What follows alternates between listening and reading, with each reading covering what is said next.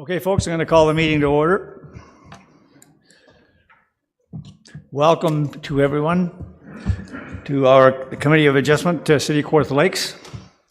And a few administrative duties I got to complete here first. All guests, please take a seat in the first floor gallery.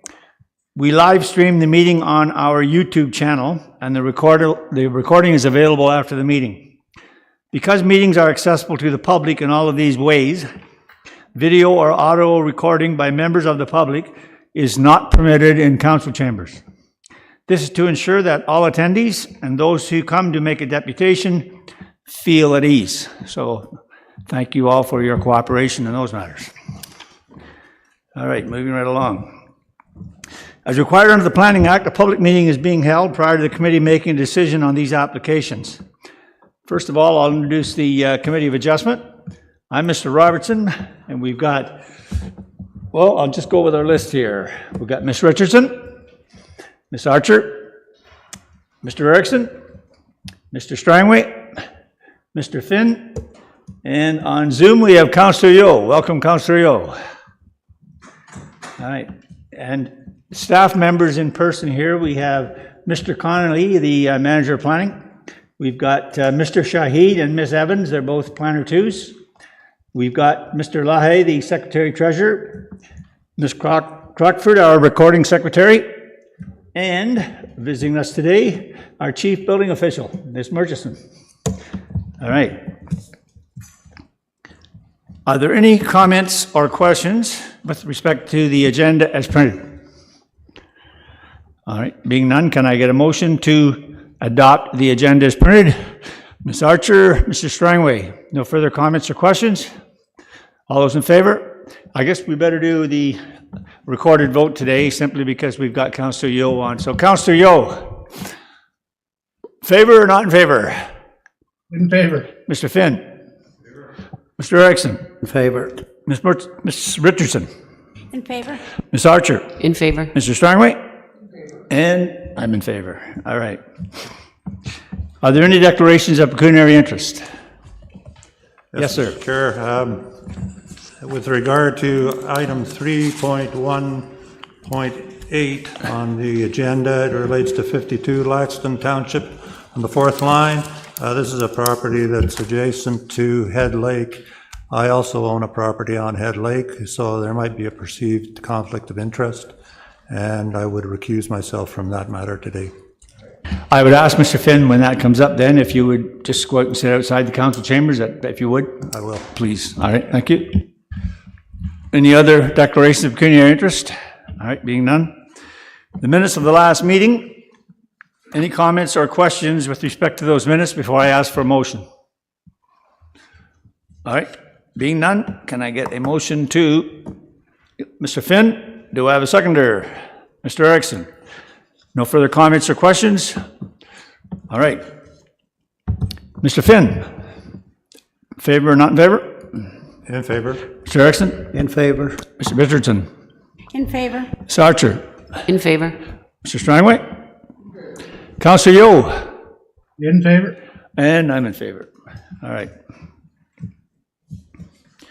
All right, for the members of the public that are here and also on Zoom, the committee will hear comments, gather information, and may ask questions to clarify statements made. The committee may ask and answer questions or redirect questions to the appropriate person. Please note that any information or comments given to the committee during this meeting, those are considered evidence. We will first hear from staff, then the applicant or his or her agent. We will then hear from any person in support of or from those who have questions, concerns, or are opposed to the application.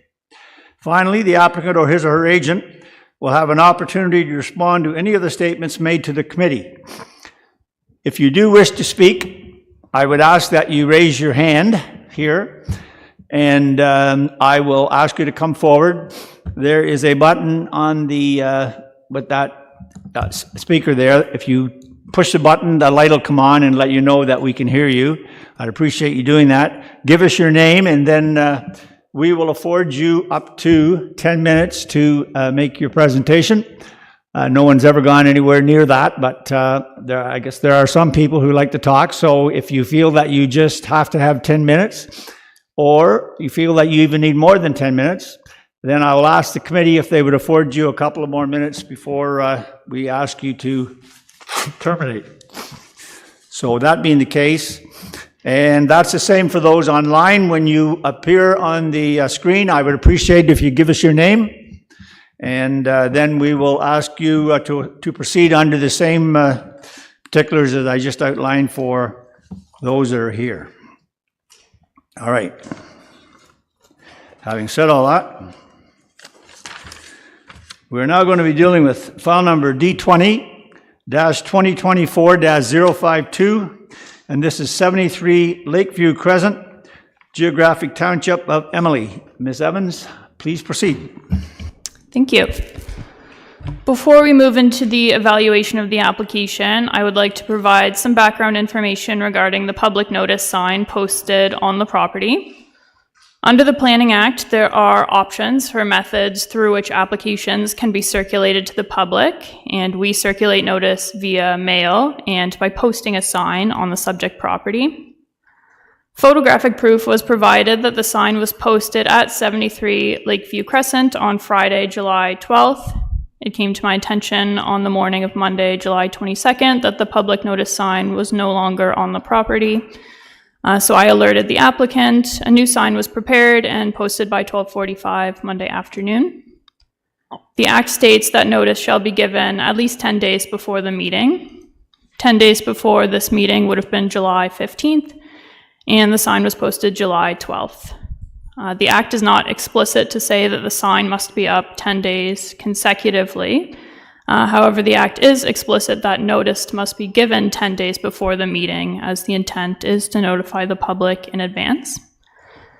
In this case, the sign was down for a period of time, but it was posted more than 10 days in advance of the meeting and was replaced by the applicant as soon as they were made aware that it was missing. Comments have been received from the public indicating the sign was seen, and in my opinion, I feel the requirements for notice have been satisfied, and I have discussed the matter with the Manager of Planning and the Director of Development Services, and I would feel comfortable proceeding with this application today. But with that, I will turn it over to committee to determine whether the application should proceed at today's meeting or be deferred. All right, before I do that, Mr. Connolly, as the manager, do you wish to make any comments? Only, Chair, that I support what Catherine Evans has provided. We did discuss this with the Director of Development Services, Leah Berry, and in terms of looking at the Planning Act, we're comfortable that we've satisfied that legislative requirement. At the same time, I bow to the convictions of the Chair and the committee in terms of what your discussion is. All right, thank you, sir, for that. Questions of the planner or the manager? Yes, Ms. Richards. Through you, you did say that you emailed or mailed the people within the required notice as well? Through the Chair, that's correct. Then I am satisfied that the requirement has been met. Mr. Finn? Are there participants that have raised this issue asking for an adjournment? Through the Chair, yes, the sign being missing was brought to my attention by a neighbor, and they did ask whether this would proceed at today's meeting, and I just provided the information that it would be up to committee to make that determination. Should we hear from the participants? Should we which? Hear from the participants? Oh, I think we will decide here as to what we're... Okay. Yes, Mr. Tremley? Thank you, Mr. Chairman. Do we have any idea, or how confident are we, how many days was the sign up or not up? Through the Chair, the property owner doesn't live at the subject property, so they weren't aware the sign had come down, and neither was the applicant, so I don't have a confident timeline as to when it did come down. Thank you. Mr. Erickson? For what it's worth, it was there yesterday. Yeah, I think Ms. Evans indicated that it did go back up once it was brought to the attention of the people that it was missing. I saw it. Okay, thank you. Anything further from committee? All right. As the chair, I'm comfortable with what I've just heard. I think we've heard from the planner, we've heard from the manager, and that it was discussed with the Director of Development Services as well. They seem content that we can proceed. So given that information, I would ask that we have a motion to proceed. I'm not going to ask for a motion. What I'm just going to ask for is a show. Perhaps we better go to a vote. It's important enough for that. So, Mr. Finn, are you content with proceeding with the application? No, Mr. Chair, I've got the regulation in front of me, and I think it hasn't been complied with. All right. Mr. Erickson? I would agree with Mr. Finn. This is important to all those who've shown interest. Mr. Richardson? As all the people in the required distance were notified by mail as well, I am fully prepared to proceed with this application. Ms. Archer? I believe, as well as Ms. Richardson, that they should proceed. I think most people that knew that it was gone missing have probably showed up here, so I think it's best that we go ahead while they're here. They've used their time to come, so I think we should proceed. Mr. Strangway? I appreciate the concern very much, but likewise, I think when we're all here, let's proceed and let's have a look at this application, see what we're dealing with. Thank you. Councilor Yeo? Yes, I'm okay to proceed, thank you. Yep. And I'm as well. So you've recorded the various votes. So, all right. So we will proceed with the application then, as indicated. All right. Ms. Evans, go ahead. The subject property is located on the east side of Pigeon Lake Road on the western side of the Pigeon River. It is rectangular in shape and is not a waterfront lot. While the dwelling on the subject property is older, it is located within a newer subdivision being developed, consisting of newly constructed dwellings as well as vacant lots. The subject property is designated waterfront under the City of Kawartha Lakes official plan, and low-density residential uses and buildings and structures accessory to residential uses are permitted within this designation. The subject property is zoned rural residential type 3 exception 10 under the Township of Emily zoning bylaw 1996-30.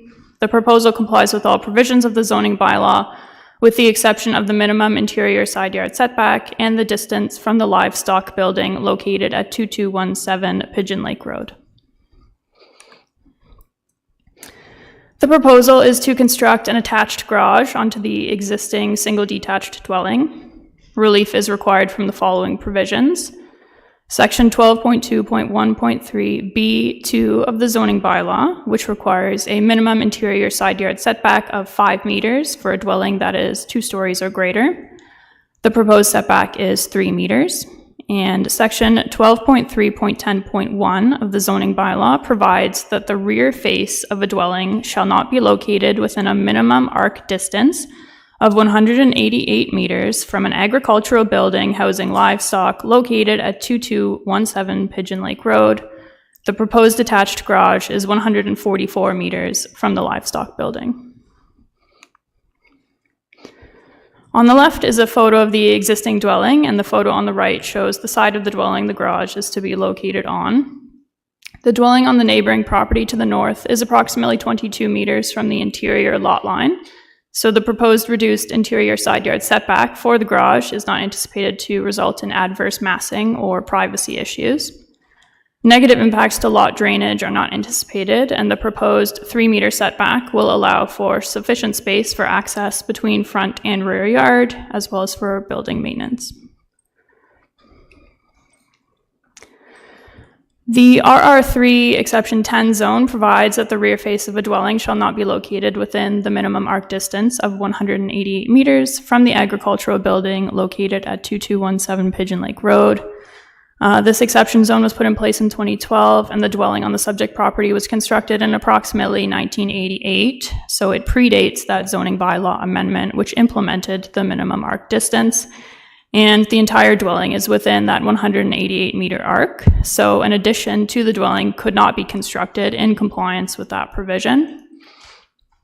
As the property already contains a dwelling, the construction of an attached garage is not introducing a new residential use into that minimum arc distance.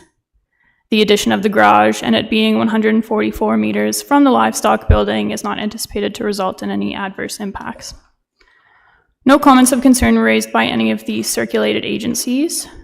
Comments were received from 3 members of the public, which have been provided to the committee prior to this meeting. The comments are regarding the development of the subdivision and are not specific to the minor variance or the proposed garage.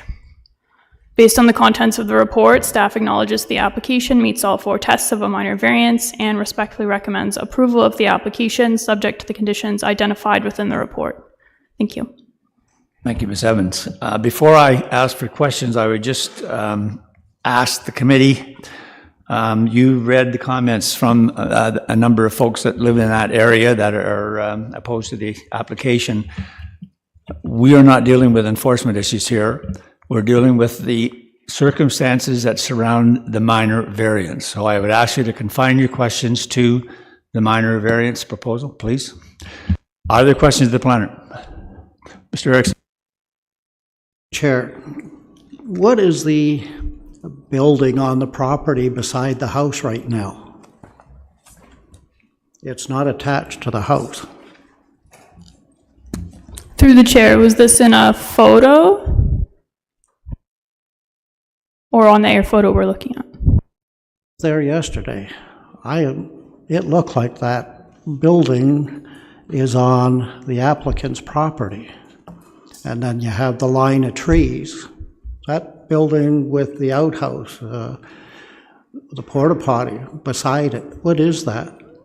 Through the chair, it's a trailer for the subdivision, kind of like the headquarters for the development. Further questions? Follow? And is there timing for when that will be removed? Through the chair, I'll defer that question to the applicant to see if they have an idea of the timing of the removal. So just hold that thought and we'll see what they have to say. Are there any further questions? Ms. Archer, go ahead. Through you, please. Do we know the intended use of the second level of this garage? Through the chair, I'll also defer that to the applicant. I don't know if there's a second level. I believe it was the configuration of the garage and perhaps a loft space that, based on the definition of what a story is, it's considered to be 2 stories. But I'm not sure it's actually living space above the garage, but I'll let the applicant provide more detail. Okay. Anything further from committee? All right. Being none, is the applicant here? You wish to speak to the application, sir? And your name? Good afternoon, Tom DeBoer with TD Consulting.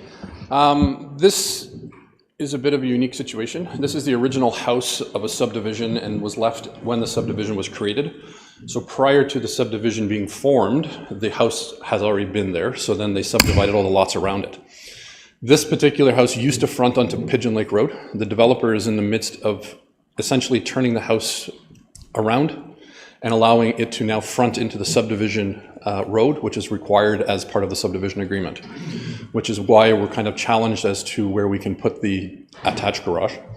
As you can see on the sketch that Catherine has just put up here, the septic system is to the south of the house, and therefore we couldn't put the garage in that general location. So attaching it to the side that we have proposed is the only opportunity that this particular situation has in order to satisfy it. There was a couple of questions with regards to the second level of the garage. At this point, it's just storage. There's no intent on putting another dwelling unit or not. If there is a mechanism through the ARU process that we could legally put a secondary dwelling in there, but that's not what we're asking for, nor is it being proposed at this point. Second question being the sales trailer. It's actually the construction trailer for the subdivision. This is currently an active subdivision that is under construction. It has not fully been assumed by the municipality, and there's still building permits that are outstanding.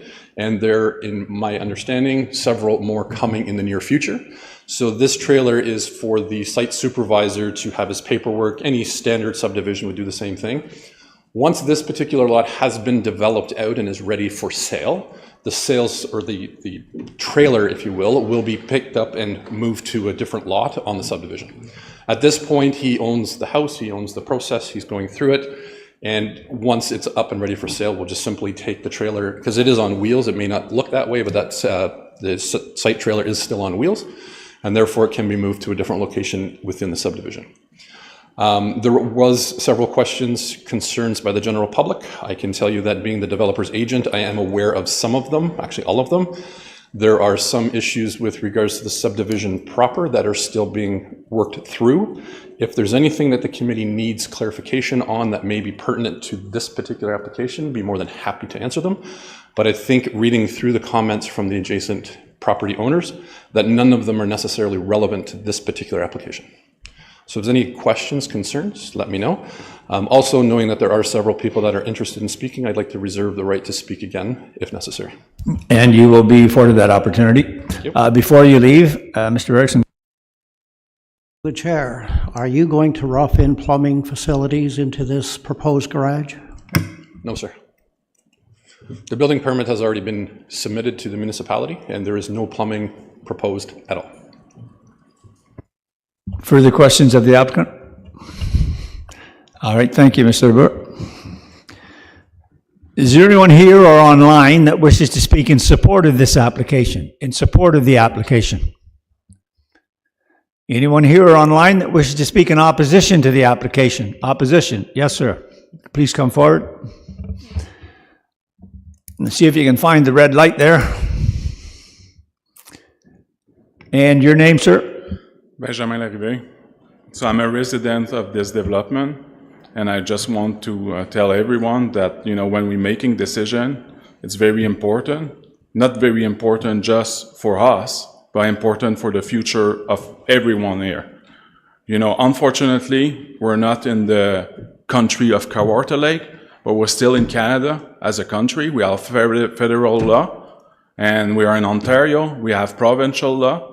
And you all acting as a public servant today, and we have act that, we need to act with transparency, and we need to act with, good faith. And I just want to say that what's going there is not what it's been sold to us as a development, and it's very frustrating to see that the city of Kawartha Lake don't do anything to enforce the subdivision agreement that was made with the developer. Okay, so when we purchased our home, this house was in the process of being demolished, and this subdivision, the developer showed us grading plan and where the house will be located and the driveway, and I want you to see the lot 10 that it's here, basically, and where the house was way more under. Why it was under there? It was to meet all those requirements for the farming and everything like that. So that's what we've been sold. We've never been sold to have a house like this in our development. That was never the intent. So I don't know, but here I hear, it meet the 4 question of a minor variance. That's completely a lie, because the 4 questions are like that in a development. So first question to ask, and that's the Planning Act of Ontario. That's not the Planning Act Kawartha Lake. Okay, that's provincial law. And you have the duty to enforce the law, all of you as a public servant. I just hope that you understand that. So does the application conform with the purpose of the official plan? So this plan here, it's signed by the city of Kawartha Lake, signed by their engineer, okay, and submitted to the town. Are you saying that this is the intent of the official plan? You could see where the house is, okay? So I would like you to tell me, one after each other, do you think that is the intent of the official plan? And just ask yes or no question. No? Thank you. My answer, though, is because that's not the official plan that this refers to. That's the official plan you've been given as a plan of subdivision. This is the official plan of the province. Go to the subdivision hack All right, of Ontario. just a minute, sir. I don't want us to get into a back and forth with the applicant. But you finish your presentation, and then I'll ask the committee members if they have any questions of you, sir. So go ahead.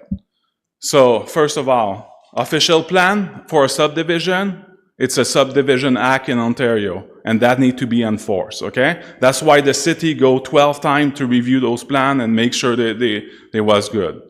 Not only that, we're still living in a subdivision that have no water and sewage, you know. It's a nightmare, okay? So this applicant did not have any regard for the city of Kawartha Lake, neither have any regard for us as a customer of them. So, does the application conform with the intent of purpose of general zoning and bylaw? You just say it. You want a minor variance. The application is desirable for the development of the land. I'm sorry. It was planned by a committee, planned by the city of Kawartha Lake. Everything was there, the position of the well, everything is there. No. Again, in my opinion, is no. Is this application is minor? No, it's not minor, because he don't even need to do it. He could build a garage way over at a different location and things like that. It's not a problem. But today, think about your kid, think about the future that your grandchildren will have if we say to everyone that it's the anarchy in this country. I don't want to be part of this.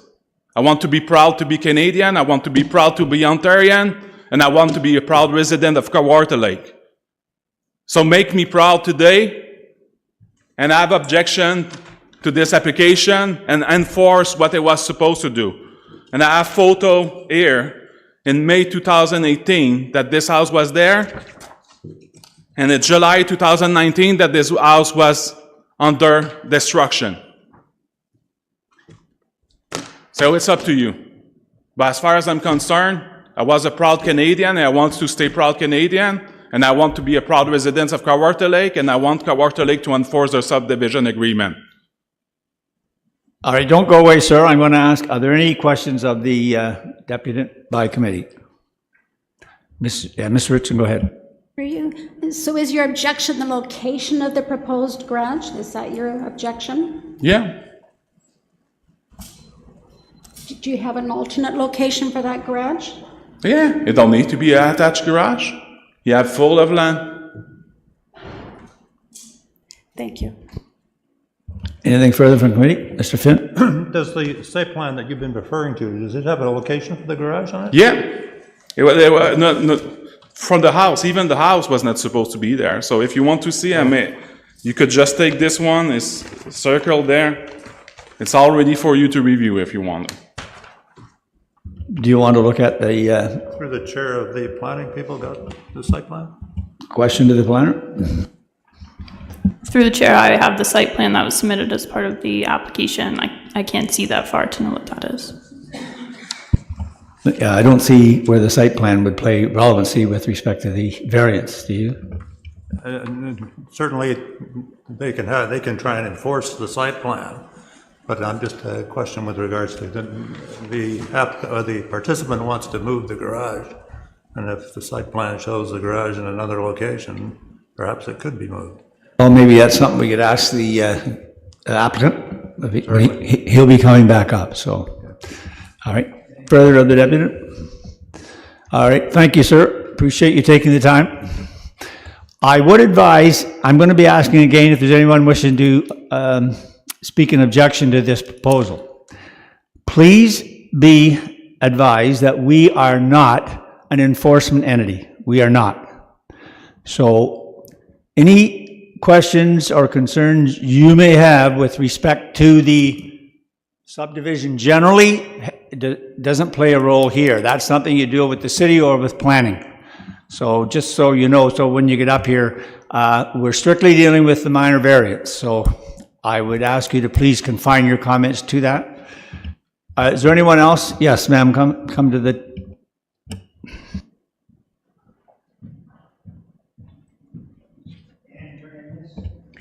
My name is Amanda Parker. Thank you. I'm at 35 Lakeview Crescent. And I would like it noted on the minutes that I never received neither a written nor an emailed notification about this application. The first time that I was made aware of it was when I walked past the subject property and I saw it advertised. That application notice was removed on last Friday.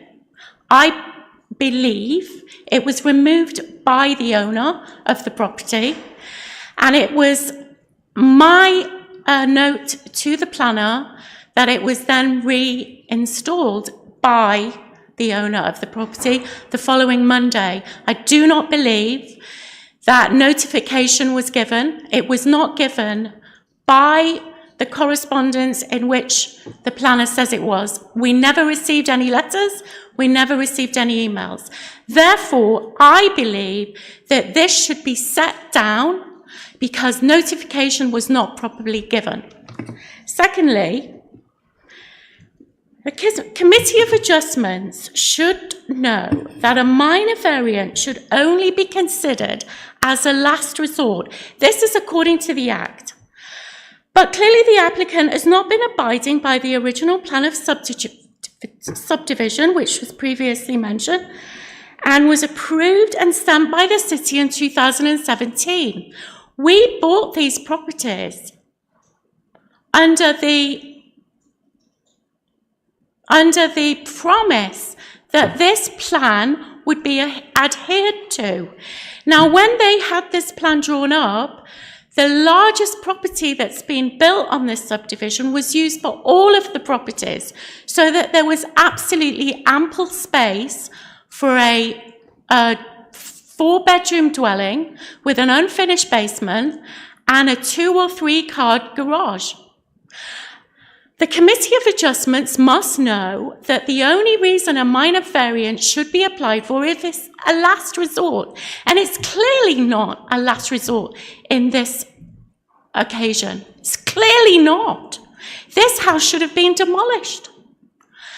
I mean, why would you leave a house in an abandoned state with rain, snow, vermin infesting this building, and then spend a few months renovating it and trying to sell it on a prestigious development like he sold it as, with other properties that have been promised to be built to building code? As you say, this isn't about enforcement, although I do see that Suzanne Murchison is here, who did not enforce the building code, and there are tons and tons of incidences where the building code has been proven not to have been not only followed but enforced. I would say, as public servants here today, it's your responsibility to make sure that Ontarians have homes to live in that comply with the building code to a minimum. To a minimum. And you don't have any reason to give this applicant approval for something that doesn't need to be done if he'd simply followed the plan. I do want it noted, my strong objection, and I do want it noted that proper notification was never received. Please read the email that I sent to you a few days ago, which outlines why I believe this builder should not continue. He has no regard for public health. He has no regard for public safety. And he has no regard for the rule of law. And without the rule of law, Mr. Speaker, we don't have a country. We will fall into anarchy. Please do your job today as public servants and do not give this man what he wants. Thank you. Before you go, ma'am, just hang on a minute. There may be questions. Are there any questions of the deputy? All right, thank you. All right. And your comments will be duly noted. So, yes, thank you for that. Is there anyone else wishing to speak in opposition to the application? Yes, sir. Please come forward. And your name, sir? My name is Stefan de Vos, and I'm the owner of 53 Lakeview Crescent. All right, go ahead, sir. I just want to add to Mrs. Parker there. So no notifications received, only no notification that was the notice that was the sign was posted. Otherwise, no letters, no emails, nothing from the city regarding that regards. Okay, so I've prepared something I would like to read. I think it's important for this committee to realize who this person, who this builder and developer is, to understand where we're coming from and why we're opposing this. Okay. So I'm here today to give evidence why the town should disallow and decline and dismiss this minor variance for 73 Lakeview Crescent. Firstly, this is going to hand in hand with the communication. I'd ask the committee what the penalty is for someone who removes a notice posted for variance application like this one. Last Monday, 22 July, 8:46 a.m., I also notified the town and this committee that the sign notice was removed since Thursday afternoon, 18 July. That same day, 22 July at 2:15, I wrote another email stating that the sign was reposted. Does anyone in this committee realize or know why it was removed? And who removed the sign? If the applicant, who I believed who removed the sign, removed the notice, it shows this committee his intent and that he does not want the other taxpayers to be notified of his intentions of this application. In the second part of this time allowed to me, I want to provide this committee with some evidence who this applicant really is. As you know, the applicant is also the developer of this development, King's Wharf, where this address is located, and therefore he is well aware and informed of the bylaws and building requirements for structures in the subdivision. This evidence will prove to this committee how much disregard and disrespect this builder has for his neighbours and fellow taxpayers in King's Wharf and our neighbours in Lakeview Estates. He has disrespect for laws of the City of Kawarta and the laws of the Ministry of Environment. And I also would like the opportunity to share some examples with the committee how this builder, applicant Paul Saron, aka Ontario Inc., have been breaching contractual items laid out and stipulated in his agreement with the Corporation of the City of Kawarta Lakes. And lastly, I have also some questions I would ask this committee. And here follow some examples which is in his agreement, this developer and builder's agreement with the city. It's quoted out of that agreement. On page 3, 4, and 5, subdivision agreement for infrastructure. The builder had 48 months to complete infrastructure in the subdivision. The agreement was signed in 2019. So the 48 months expired in 2023. The infrastructure, a lot of the infrastructure is still incomplete. On pages 9 and 55, lot 14, a monitoring well. The builder was supposed to have a monitoring well on lot 14.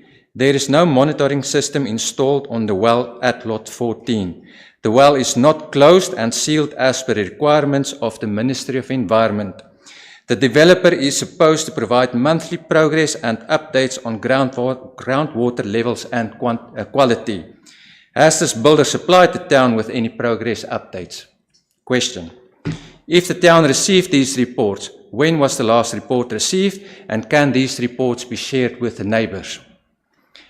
This is a health issue and extremely important for us living in that neighbourhood, in that subdivision. Pages 20, 54, 65. Road access to subdivision and lot 10, this property. Access should only be from the approved entrance. Access to lots 9 to 15 only will be permitted from the internal subdivision road, which includes lot 10. This applicant and all his contractors are using the access from Pigeon Lake Road, which is not allowed and which is still open. I drove past that today again. The person who's doing the civil works there, he's still using that road, the entrance from Pigeon Lake Road, which is not allowed. That road was supposed to be closed off. As per the agreement on page 54, the builder agreed to remove the access for lot 10 from Pigeon Lake Road, which he has not done so. So it's in agreement where he said he will close that. All entrances to all the lots were supposed to be completed by 2023. The builder only constructed some driveway entrances, and in July 24, he finished some of them, but not all of the lots have entrances at this stage. On pages 25 and 34, the boulevards, stormwater ditches, stormwater management pond. The builder shall have systems in place whereby controlling erosion and sedimentation. The builder agreed to erect and maintain these systems, keep in good repair during the construction period. These systems and infrastructure have not been completed as per the agreement, and in some parts are not even built as per the subdivision plan. The ditches are poorly built, and when it rains, like it did yesterday, heavily, the rain does not flow into the storm water management pond as it was designed to. Rainwater overflows the bank west of the pond and into the creek south of lots 6, 7, and 8. I have video evidence of that if you would like to see that. The infrastructure was supposed to be completed in 2023. And per the agreement, if I remember correctly, if it was not done by then, the town had the authority to move in and to complete this and charge the builder for doing so. Continue. Stormwater management was supposed to be accordance to the water quality controls of the Ministry of Environment. I do have video evidence, like I said, to prove this, and will submit this to this committee, should you request so. Pages 42 and 56 of the agreement. The builder should erect a 1.2 meter high agricultural fence to separate lots from recreational areas and stormwater management areas. This fence is not completed. Pages 53 and 64, property lines, coming with this variance. The builder agreed in this agreement to include warning clauses in all the offers for purchases and sale for lots 9 to 12, which is all on Pigeon Lake Road, including lot 10, that there will be no buildings and expansions located within 188 meters radius from 2217 Pigeon Lake Road. So it's in an agreement which he was aware of since 2018 when he started negotiating this. The builder, applicant, developer, same person, is all the same person and was aware of these restrictions. The builder was also aware of the clause and restrictions, and his intentions are not in good faith. Therefore, the application should be declined and the existing house being renovated needs to be demolished, like Benjamin said, as per the official site plan submitted to the town in 2019 when the development was approved. And then a new house can be constructed as per the official site plan and no variance application will be needed. On pages 23 and 24, Mr. De Boer talked about that, Parker house or whatever for the sales office. So there was supposed to be a model home. The builder was supposed to build a model home on lot 1. The model home was constructed on lot 17. The model home was supposed to be used as an office and promote the sale of the other lots. Well, the model home on lot 17 was sold in 2020 before it was finished and was never used as an office or as a model home. All right, sir, I would ask you that you sum up. Okay, I'm Please. almost there. These are only a few examples I wanted to share with the committee, and there's lots more I can share with you. Questions for this committee? Is this variance request minor? From 188 meters to 144 meters? I think that's quite considerable. That's 44 meters, 144 feet of variance he's requesting. The variance is too important in relation to the community and other neighbors. Second question, does this variance request maintain the general intent and purpose of the zoning bylaw? Zoning bylaws are there to detail the front, rear, and side yard back sets, building size, heights, and use of such buildings. Bylaws also gives neighborhood its build form and character. Last question, does the variance request support general intent and support of the official plan? The official plan needs to be reviewed and followed with no exceptions. The official plan dictates future land use and therefore should respect the character of existing neighborhood houses, setbacks, development plan, and all setbacks for future houses on all the lots per the official plan. Thank you. Are there any questions of the deputy? All right, thank you, sir. Thank you.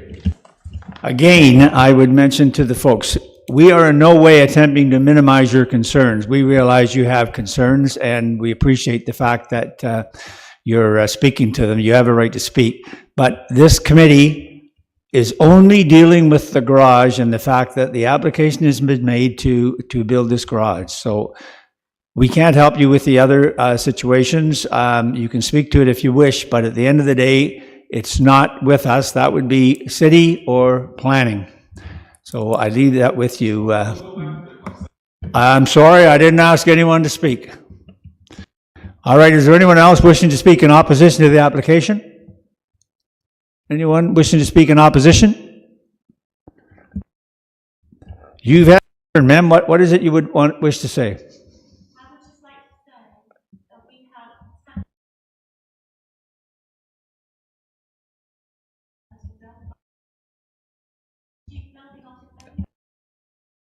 Stop. I'm asking you not to proceed, okay, because this is just more of what we've heard, so. All right. Is there anyone else wishing to speak in opposition? All right.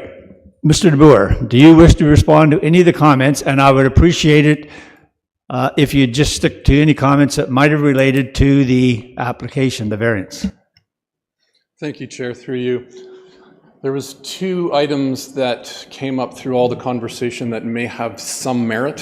One is with regards to one of the reliefs from the MDS curve.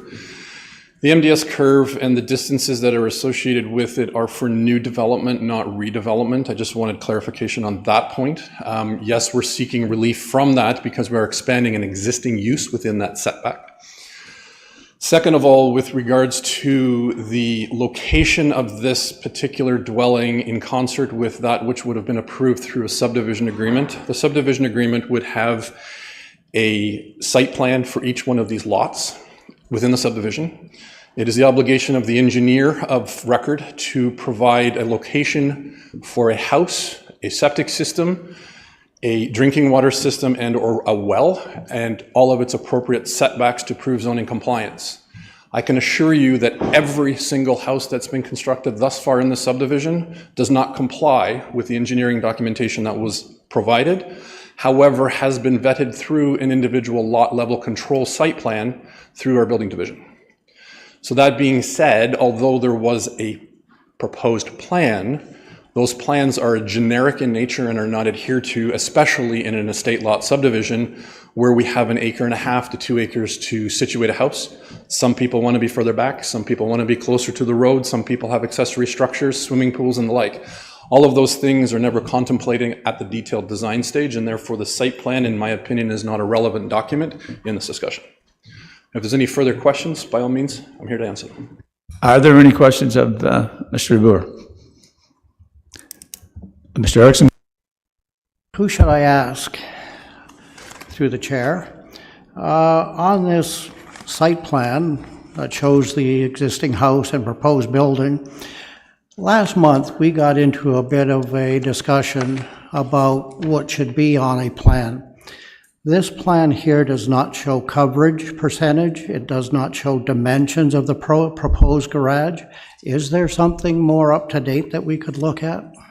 Well, I'll go to the planner first. Do you have anything to add to that, Ms. Evans? Through the chair, there's no set list of requirements for a sketch. If relief was required for lot coverage, I would have put it similarly in a red box to show the proposed lot coverage being one of the reliefs that is required, like I do when a setback requires relief. I can find the dimensions of the garage if that's of concern. Mr. Erickson? Wait. Yes, I'd like to see the dimensions. All right. Do you have them available, Ms. Evans? I will search through my file unless the applicant is faster than me. Mr. DeBoer, can you help us there?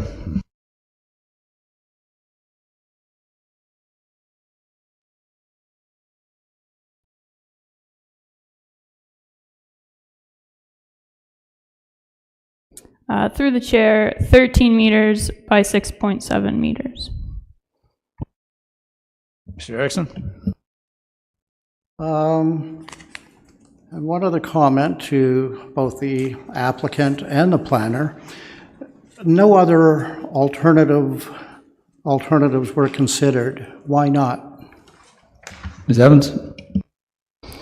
Through the chair, I'll let the applicant add to this, but if the goal of this garage is for it to be attached to this dwelling, putting it farther towards Pigeon Lake Road puts it further encroaching into that arc distance. Putting it on the south side puts it too close to the septic system. So if the goal is for the garage to be attached, which we can only assume it is because that's what's being proposed, this is the location that gets it further away from the livestock building while still being attached and avoiding issues with the septic. One last question through the chair. Is it possible to take another look at the garage and relocate it with different dimensions towards the front of the house? Ms. Evans? Through the chair, could the member maybe identify what the concern is here? Is it the minimum arc distance? Is it the side yard setback? It's the setback from my thinking. It's a large property. I think alternatives should be looked at, especially since this is a brand-new subdivision. And given that the whole septic system and plumbing fixtures are being redone in the house, I think consideration should be given to the dimensions and location of that garage. Through the chair, I'm still not clear on the concern about the dimensions of the garage. As far as the setback goes, because of the configuration of this lot, as well as the neighboring dwelling being 22 meters away, I don't feel that a 3-meter setback is not minor in nature. I feel it is passing the 4 tests of a minor variance. And just to be clear, while this is a new subdivision, this is not a new dwelling. So its configuration on the lot, it's been this way since at least 1988. Mr. DeBoer, did you wish to comment? Yeah, just to add to that, I did have a chance to pull up the site plan that was submitted with the application. The information is not present on the screen. However, as it relates to the overall lot coverage, we're permitted 30%. In this case, with the garage addition, we're utilizing 2.3% of the of the lot area. The septic system you may have suggested is a new septic system. That is incorrect. The septic system that was originally for the house is being altered and added to, which you'll see the dashed lines at the top versus the dark line near the bottom. So we're adding a couple of runs to the existing septic system as an alteration to increase the living space to meet today's requirements through the building code. We did look at other opportunities for the garage. However, to get a garage, we would end up having to put it in the rear of the house. Otherwise, I'd be here having a minor variance for a different reason, which would be putting a detached garage in a front yard, which is prohibited by all the bylaws except for those that are on a navigable waterway. So therefore, we did investigate other opportunities for this particular location, and we found that this is the only feasible to have an attached garage. All right, thank you. Any further questions of the applicant? All right, thank you, sir. We appreciate that. All right. Are there any, we've gone through the opposition, so I don't think there's anyone else wanted to. All right, any further comments or questions with respect to the plan? Yes, Ms. Archer? You please to the planner. If this addition were only a 1-story garage, what would the required side yard setback be? Through the chair, if you'll just give me a moment, I can look that up.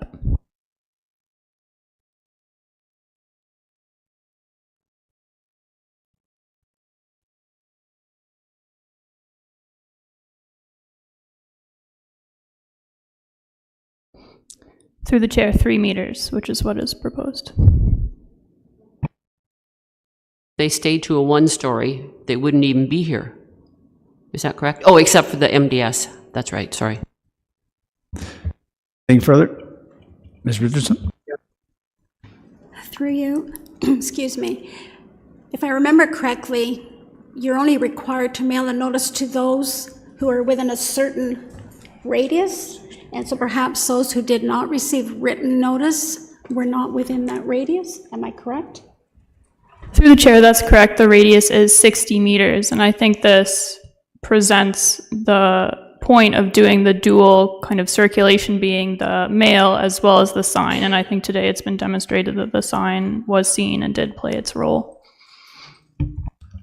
Mr. Strangway. I appreciate your comments very much about what we are not dealing with here. I do ask if Ms. Murchison has any comments with regard to this application. Through the chair, no, I have nothing else to add. Thank you. Anything further from committee? Yeah. I want those in attendance to know that we have listened to their complaints, their concerns, and we all understand where they're coming from. However, it's not part of this application. I do feel that staff have heard this, and perhaps they will be encouraged to look into all the deficiencies of the subdivision agreement. In fact, I tried to make that as clear as I could to the folks. By no means are we minimizing your concerns. We know you have concerns. Unfortunately, this is not the venue to bring those concerns forward. We can strictly only deal with the variance that we're looking at, and that has to do with the garage.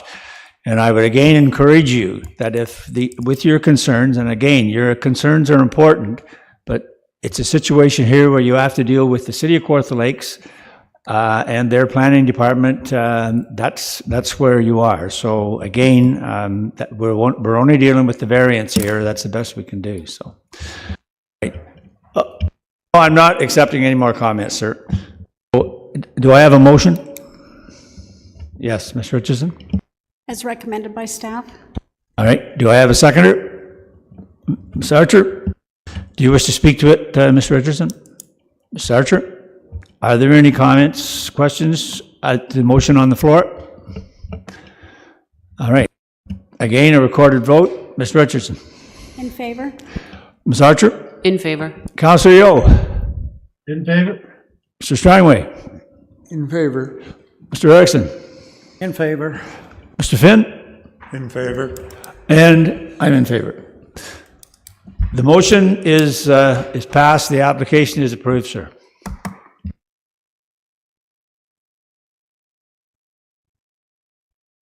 Right, moving right along, we're dealing now with file number D20-2024-053. And this is the former village of 66 King Street East, former village of Bobcaygeon. Mr. Shahid, go ahead, sir.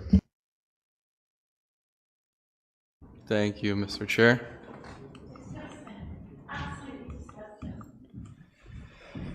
The subject property is located in the former village of Bobcaygeon in a neighborhood with a mix of residential and commercial land uses. The subject minor variance application is to facilitate the recognition of an existing single-family dwelling with a rear attached additional residential unit, more commonly referred to as an ARU. To provide some context here, back in 2020, a minor variance was submitted and approved for the same use, a one-story single-detached dwelling with a rear ARU. The previous minor variance was approved with at-grade decks at the front and rear. The previously approved sketch and reliefs are shown on the slide. The as-built structure today has been raised, shifted further away from the street or the front lot line, and as a result of the raise, contains above-grade decks for access to the units at the front and rear. As a result, applicant has come back now seeking relief from the front yard setback from the front yard deck and rear yard setback from both the rear yard deck and the rear dwelling unit. To help understand what's going on site, the images on the slide show the property as seen from the street. As seen, the existing deck is above ground, 4.6 meters from the front lot line, and is used to access the front primary unit. Although deficient in setback, the structure as a whole is further set back from the street in comparison to the neighboring property to the west. Additionally, as we move further east along the street away from Need Street, the residential build form steeps further away from King Street East. As a result, the existing front yard aligns with the residential build form of the neighborhood. With respect to the rear yard, relief is needed from both the existing dwelling and deck, as the dwelling was shifted further into this yard. The abutting rear neighbor shares their interior side yard lot line with the subject property's rear lot line. The dwelling of the rear neighboring property set back approximately 11 meters from the rear yard of the subject property. Additionally, there's an existing fence and vegetation between the two lots, further mitigating any concerns with privacy or views. In terms of comments, we didn't receive any comments in time with the completion of the report. As a result, after the writing reports, comments were received from the Building and Septic Division, as well as the Development Engineering Division, both who stated they have no comments or concerns with the application, and no comments were received from the public at this time. In conclusion, staff acknowledges the application meets all 4 tests of a minor variance and respectfully recommends approval of the application subject to the conditions identified within the report. Thank you. Thank you, sir.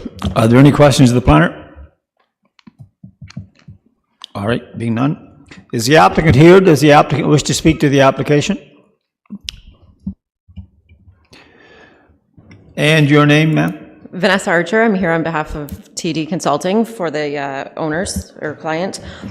Just like to thank the committee. Thank you to the planner for the report. As mentioned, the dwelling was shifted back a little further. There was some topography issues when they went to build, as Bob Cajun is known to have lots of rocks there, so we did have to raise it a little bit further out of the ground than we had initially expected, hence the raised decks there. So if there's any additional questions, I am here. That's it. All right, thank you for that. Are there any questions of the applicant? No, being none. All right. Is there anyone here or online wishing to speak in support of this application? In support of this application? Anyone here or online wishing to speak in opposition to the application? Opposition to the application? All right, being none, committee, where are we? Mr. Strangway. As recommended by staff. Do I have a seconder? Mr. Finn? All right, any further comments or questions with respect to the motion on the floor? All right, being none, Mr. Strangway. In favor. Mr. Finn? In favor? Mr. Erickson? In favor. Ms. Richardson? In favor? Councilor Yo? In favor?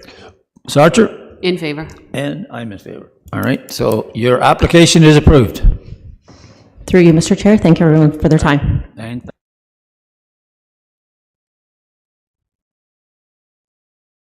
all right, moving right along. Can I ask a question first, please?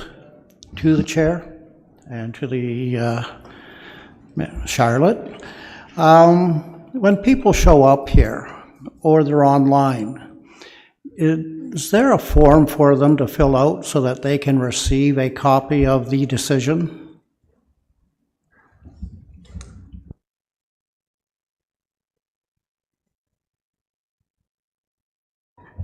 Through the chair, there is a form to fill in at the door. If anybody requests a decision, I will send it to them. Thank you for that. We're now dealing with file number D20-2024-054, and this is 106 Collins Crescent, Geographic Township of Emily. Ms. Evans, go ahead. Thank you.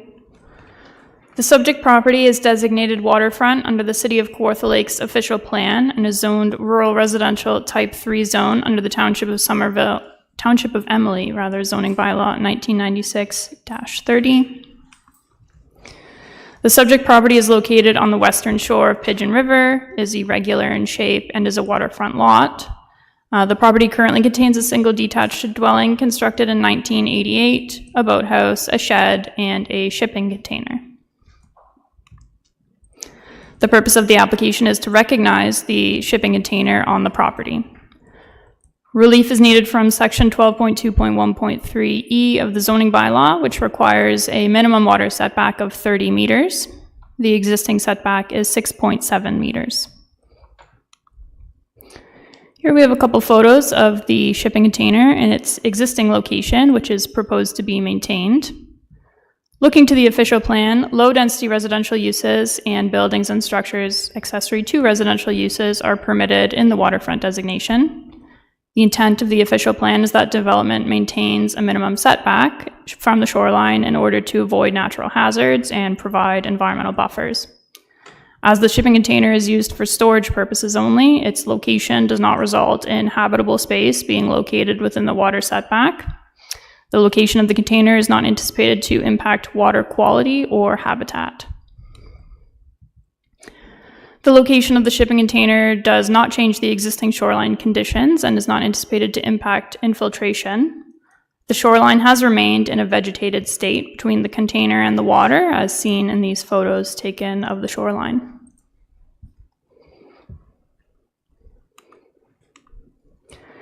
Due to the depth of the property and the required minimum 30-meter water setback, locating an accessory structure on the property in compliance with the zoning bylaw is very difficult. The entire dwelling, which predates the zoning bylaw, is within the minimum water setback. As such, locating an accessory structure anywhere in the rear or interior side yard, which is where accessory structures are permitted, would require relief from that water setback. The septic system is located in the southern interior side yard, again limiting the potential locations for an accessory structure. And an accessory structure other than a detached garage is not permitted in the front yard. So the container could not be placed in the front yard without also seeking relief. As seen in these photos, there is mature vegetation along the property's northern interior lot line that provides visual screening between the neighboring property to the north and the container. The presence and the height of this vegetation ensures the shipping container does not alter the view from the neighboring property, as there's already vegetation there that is within the view of the water from that direction. The proposed location also provides separation between the container and the neighbor's dwelling, providing additional visual screening. The dwelling does have a walkout basement, so when you view the property from the water, the dwelling is 2 stories, so this proportion ensures the dwelling remains visually predominant. After the writing of the report, comments were received from the Building and Septic Division's plans examiner stating that there are outstanding building permits for this property, but that they are unrelated to this application. No other comments of concern were raised by any of the circulated agencies, and no comments were received from members of the public. Based on the contents of the report, staff acknowledges the application meets all 4 tests of a minor variance and respectfully recommends approval of the application subject to the conditions identified within the report. Thank you. Thank you, Ms. Evans. Question upon her, Mr. Strangway. Thank you, Mr. Chairman. Just an information question. Shipping containers, are they considered a permanent structure or are they considered a temporary structure? Through the chair, I suppose it would be dependent on what the proponent wanted to use it for, but in this case, it's used for storage. It's not related to any construction on the dwelling that might require temporary storage. So in this case, it's treated as we would a shed or anything of that nature as permanent. And as a municipality, we don't have any specific regulations around shipping containers and where they can be placed and how long they can be placed? Through the chair, they are subject to the general provisions for accessory structures, as any accessory structure would be. There's no special provision for a shipping container. Thank you. All right. Ms. Archer, go ahead. Please, to the planner. The shed also appears to be like too close to the water, as does the dwelling itself. Was there a reason we didn't include all 3, just to recognize the placement of all 3 buildings? Through the chair, because there's no proposal to remove the shed, move the shed, do any additions to the dwelling, they weren't recognized as part of the variance because there's no, they are pre-existing. They're not the subject of this minor variance. But it appears that the container is pre-existing too. So, I mean, we're recognizing it. Would it not have made sense to recognize all 3 so they won't have to do this again if they want to change something? Through the chair, the shipping container is a new addition to the property, so this was brought to our attention by municipal law enforcement, so the purpose of the variance is to recognize its deficient setback for those enforcement purposes. Is the applicant given the opportunity to include the shed so that they won't get into this mishmash again if they have to do something? If they want to change the shed?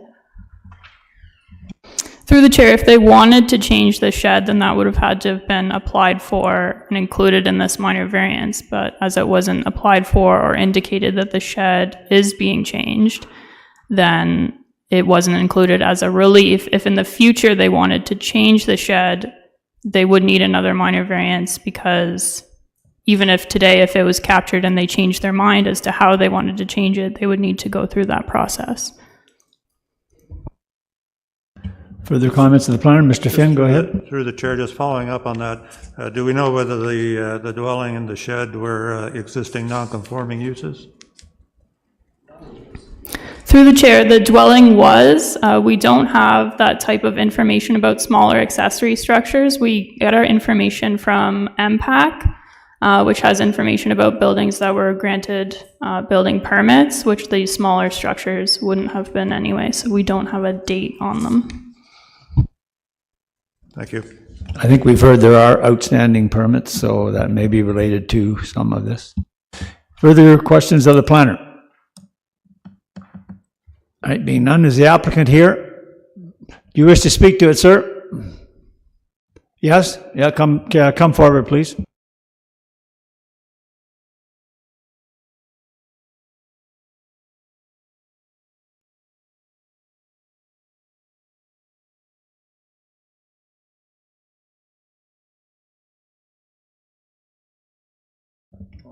And your name, sir? My name is Lawrence Cook. Go ahead. The owner. Just put things into context. I've owned the property for almost 20 years. It was bought as a cottage property for ourselves, and now I permanently reside there. I've been permanently much living there since 2019. As you can appreciate, things change and your lives evolve, and my needs around the property have changed since I first purchased it.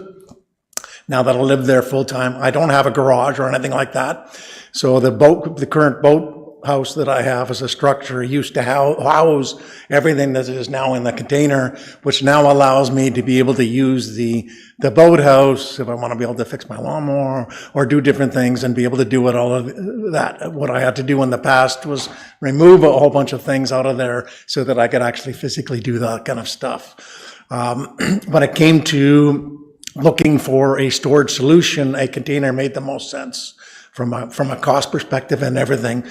That going thing. So that's why I kind of chose that. I'm very cognizant of having lived on the water for 20 years, about the waterfront and things of that nature. So if you notice where the structure of the container is, I made sure that it was elevated. There's 8 inches of gravel underneath the container. And underneath that is 6 to 8 inches of sand. And I did that purposely for the purpose of drainage to make sure that everything drained accordingly around the property. Yeah, and so I'd like to comment on the process of how this all works and the individuals that came to my house, from the enforcement officers to the planners. To the individuals that on the septic. And I just want to state that they were all very, very professional, and they were very knowledgeable and very cooperative and answered my questions when I asked them.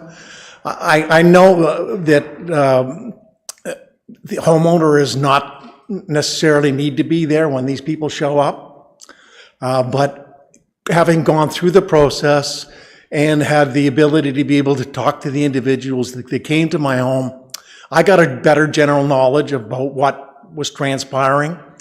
I think I learned something about what it was, and I think the planners and the septic, so the septic, Ann was out recently, did a septic thing on our property. Anyways, just to say all of that, they were very professional. And it was really appreciated, because you can appreciate the fact that these kind of things can be quite anxious and things of that nature. So, anyways, that's all right. And thank you, sir. We do appreciate your kind comments. we like to believe that we have the best staff around, so it just reinforces that. So thank you very much for your comments. Okay, then, Are there any questions of the applicant? All right, being none, thank you, sir. We appreciate you taking the time. Is there anyone here or online wishing to speak in support of this application? In support of this application? Anyone here or online wishing to speak in opposition to this application? Opposition to the application? And where are we? Ms. Richardson. As recommended by staff. Do I have a seconder? Mr. Erickson? Any further comments or questions with respect to the motion on the floor? All right. Being none,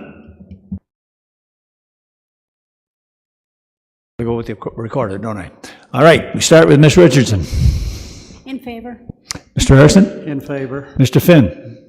In favor. Councillor Yeo? In favor? Ms. Archer? In favor. Mr. Strangway? In favor. And I'm in favor. Your application is approved. Where'd you go? Oh, there. All right, sir, thank you. All right, moving right along. We're now dealing with file number D20-2024-055, and this is 912 Monk Road, Geographic Township of Dalton. Go ahead, Mr. Shahid. Thank you, Mr. Chair. The subject property currently contains a one-story dwelling, shed, and a storage container. The proposed application seeks to construct a two-story addition attached to the existing dwelling. The proposed addition is 73.37 square meters in size and contains a garage with storage space on the first level and a loft on the second level. Both levels are accessible from the existing dwelling, and the addition as a whole will be situated on top of a concrete slab.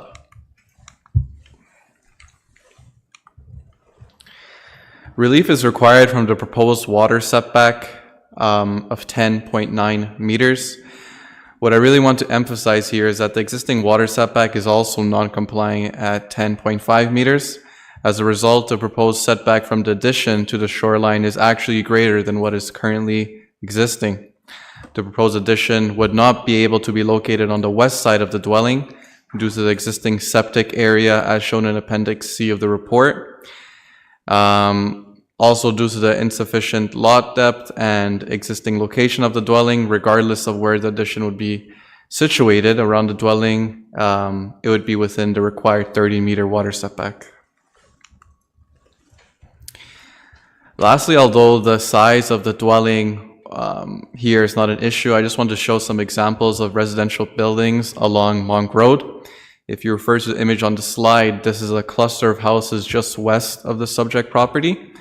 These dwellings are much larger than what is currently existing on the subject property, and the proposed addition wouldn't be an outlier in terms of size within the area. In terms of agency comments received after the report, the Kawartha Region Conservation Authority commented that they have no concern with the approval of the minor variance and that the applicant will not require a permit from them. The Building Division Supervisor of Plans Review and Inspections commented that the spatial separation from the existing storage container and proposed addition could be a potential issue, but that it would be dealt with at the building permit stage. Just to respond to that briefly, in terms of our zoning bylaw, there is a building separation requirement from accessory structures to any residential dwelling. That requirement is 1.2 meters, which the proposed addition would be compliant at 1.6 meters from the existing accessory structure there. The supervisor of Part 8 sewage systems commented that a site visit was conducted to review the location of the existing sewage system. It was found that that existing location is appropriate, but the system must be upgraded to accommodate the addition. As a result, a condition has been placed to ensure on-site septic is suitable to accommodate the proposal. A revised condition document has been provided to our committee members today, and no comments received from any public members at this time.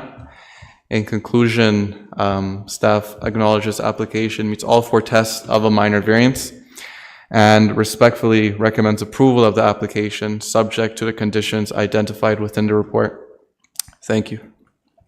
Thank you, Mr. Shahid. That was very well laid out. Thank you. All right, are there any questions of the planner? Being none, is the applicant here? Does the applicant wish to speak to the application? Oh, there she is. Could you give us your name, ma'am, please? Through you, Mr. Chair, thank you. My name is Bobby Leppington of Design by Bobby, Aurelia, Ontario. I'm here to speak on behalf of the owners today who have decided to retire. They love Kawartha so much, they're retiring up to the cottage, making it their permanent home, hence the need for more storage and the master ensuite in the loft. Thank you for the comment on the sewage system. We'll make sure we take care of that as part of the building application, and I'm here to answer any questions you may have. Thank you. We're always happy to hear from someone from Aurelia, so nice to have you on board. Are there any questions of the applicant? All right. Is there anyone here online wishing to speak in support of this application, in support of the application? Anyone here online wishing to speak in opposition to this application, opposition to the application? Right. Committee. Ms. Archer. Amended. Do I have a seconder? Mr. Finn? Any further comments or questions with respect to the motion on the floor as amended? Being none? All right. Ms. Archer? In favor. Mr. Finn? In favor. Mr. Erickson? In favor. Ms. Richardson? In favor. Councillor Yeo? In favor. All right. Mr. Strangway? In favor. And I'm in favor. Your application is approved. Through you, Mr. Chair, thank you. Thank you.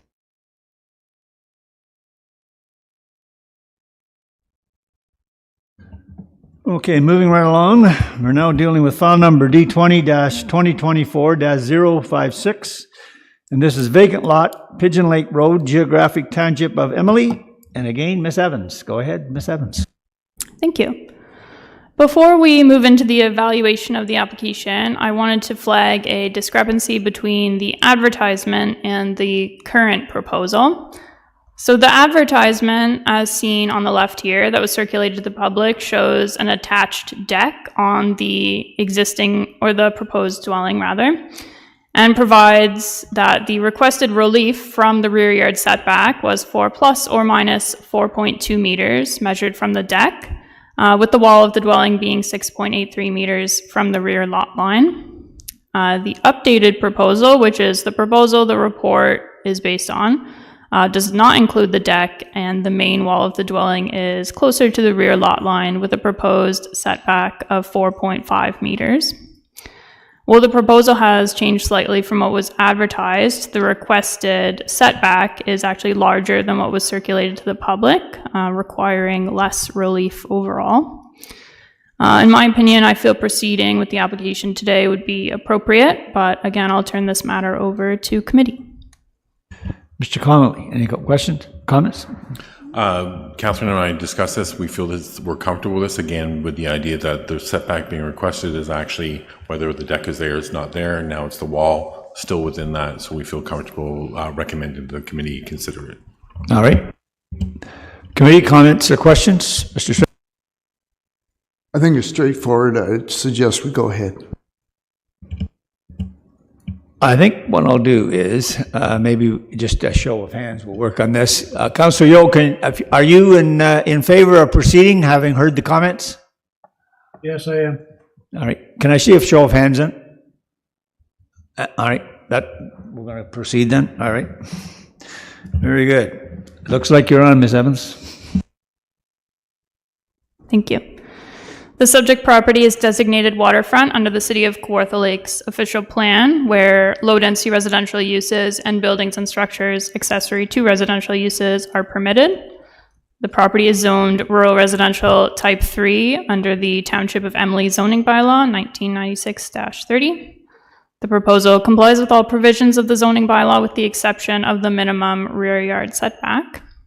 The subject property is currently vacant and is located on the west side of Pigeon Lake Road in an area comprised of residential and agricultural uses. The property is square in shape and does not have frontage on the water. The proposal is to construct a single detached dwelling with an attached garage.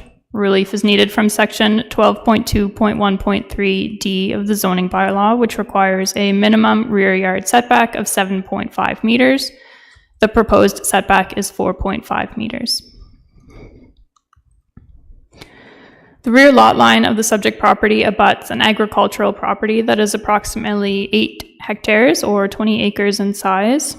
On this air photo, the agricultural property is outlined in orange and the subject property is in blue. The existing dwelling on the neighboring property is identified with a yellow dot. And then in the photo on the right, that was taken at the rear lot line of the subject property, looking into that agricultural property. And again, that neighboring dwelling is identified with the yellow dot. So that dwelling is approximately 177 meters from the rear lot line of the subject property, separated by a field. And as such, no land use or privacy issues between the lots are anticipated. Additionally, the proposed rear yard setback is similar to the setbacks of other adjacent dwellings on this side of Pigeon Lake Road. In the air photo on the left, we see the existing dwellings with the approximate rear lot lines in orange. And the photo on the right was taken of the adjacent dwelling to the north of the subject property. As such, the proposed reduced rear yard setback is in keeping with the existing built form. Adequate amenity space will be maintained within the interior side yards and the front yard. No comments of concern were raised by any of the circulated agencies, and no comments were received from members of the public. Based on the contents of the report, staff acknowledges the application meets all 4 tests of a minor variance and respectfully recommends approval of the application, subject to the conditions identified in the report. Thank you. Thank you, Ms. Evans. Questions to the planner? Ms. Archer? For you, please, to the planner. Originally, there was a deck proposed for the backside of this property. In the plan, do we have any plans of any dwelling that's coming? Like, are they proposing to put a door on that side is what I'm asking. Could they put a deck on after the fact? Through the chair, I don't believe we have any elevations of the dwelling at this time, so I don't know if they're proposing to put a door here. If they were to construct a deck, then they would need to seek relief from that. But I know in between me circulating to the public and then, or rather the application being submitted and me circulating to the public, the plans were changed, so they don't want a deck anymore. So that accounts for the change that was made. So if they did build a deck in the future, they would require relief, but I don't believe that's their intention because they did change their mind. Mr. Finn? Through you, Chair, as this is vacant land, was any consideration given to moving the structure forward towards the frontage, or would that affect the frontage setbacks? Through the chair, I believe the property owner did consider it, but his main concern was how the other houses are already there. They are set back further from the road, so he didn't want his house to look out of place with all the other houses. This road is also pretty busy, so in terms of for safety and as well as noise, I assume keeping his house further back in line with those other houses. So that was the goal here. Thank you. Any further? Ms. Richardson, go ahead. Through you, I've noticed there's no comments from the septic division yet.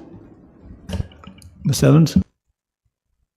Through the chair, we did receive comments from the Building and Septic Division regarding the septic, so I can just pull those up for you.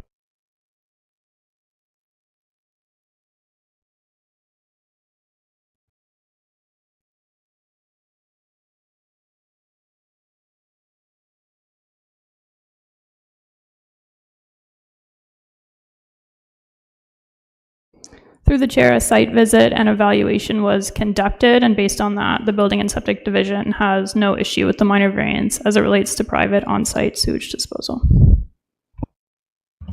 Anything further, the planner? Mr. Erickson? Through the chair, in accordance with Mr. Finn's comment, yeah, I agree with the planning department's opinion that given the existing structures, this new one will fit in line with them and not jut out towards the front. But my only other comment is I hope they don't grant more severances going down the road to prevent strip development on a busy road. Is that a question or no? All right. Anything further from the committee? All right. Is the applicant here? Does the applicant wish to speak? Yes, sir.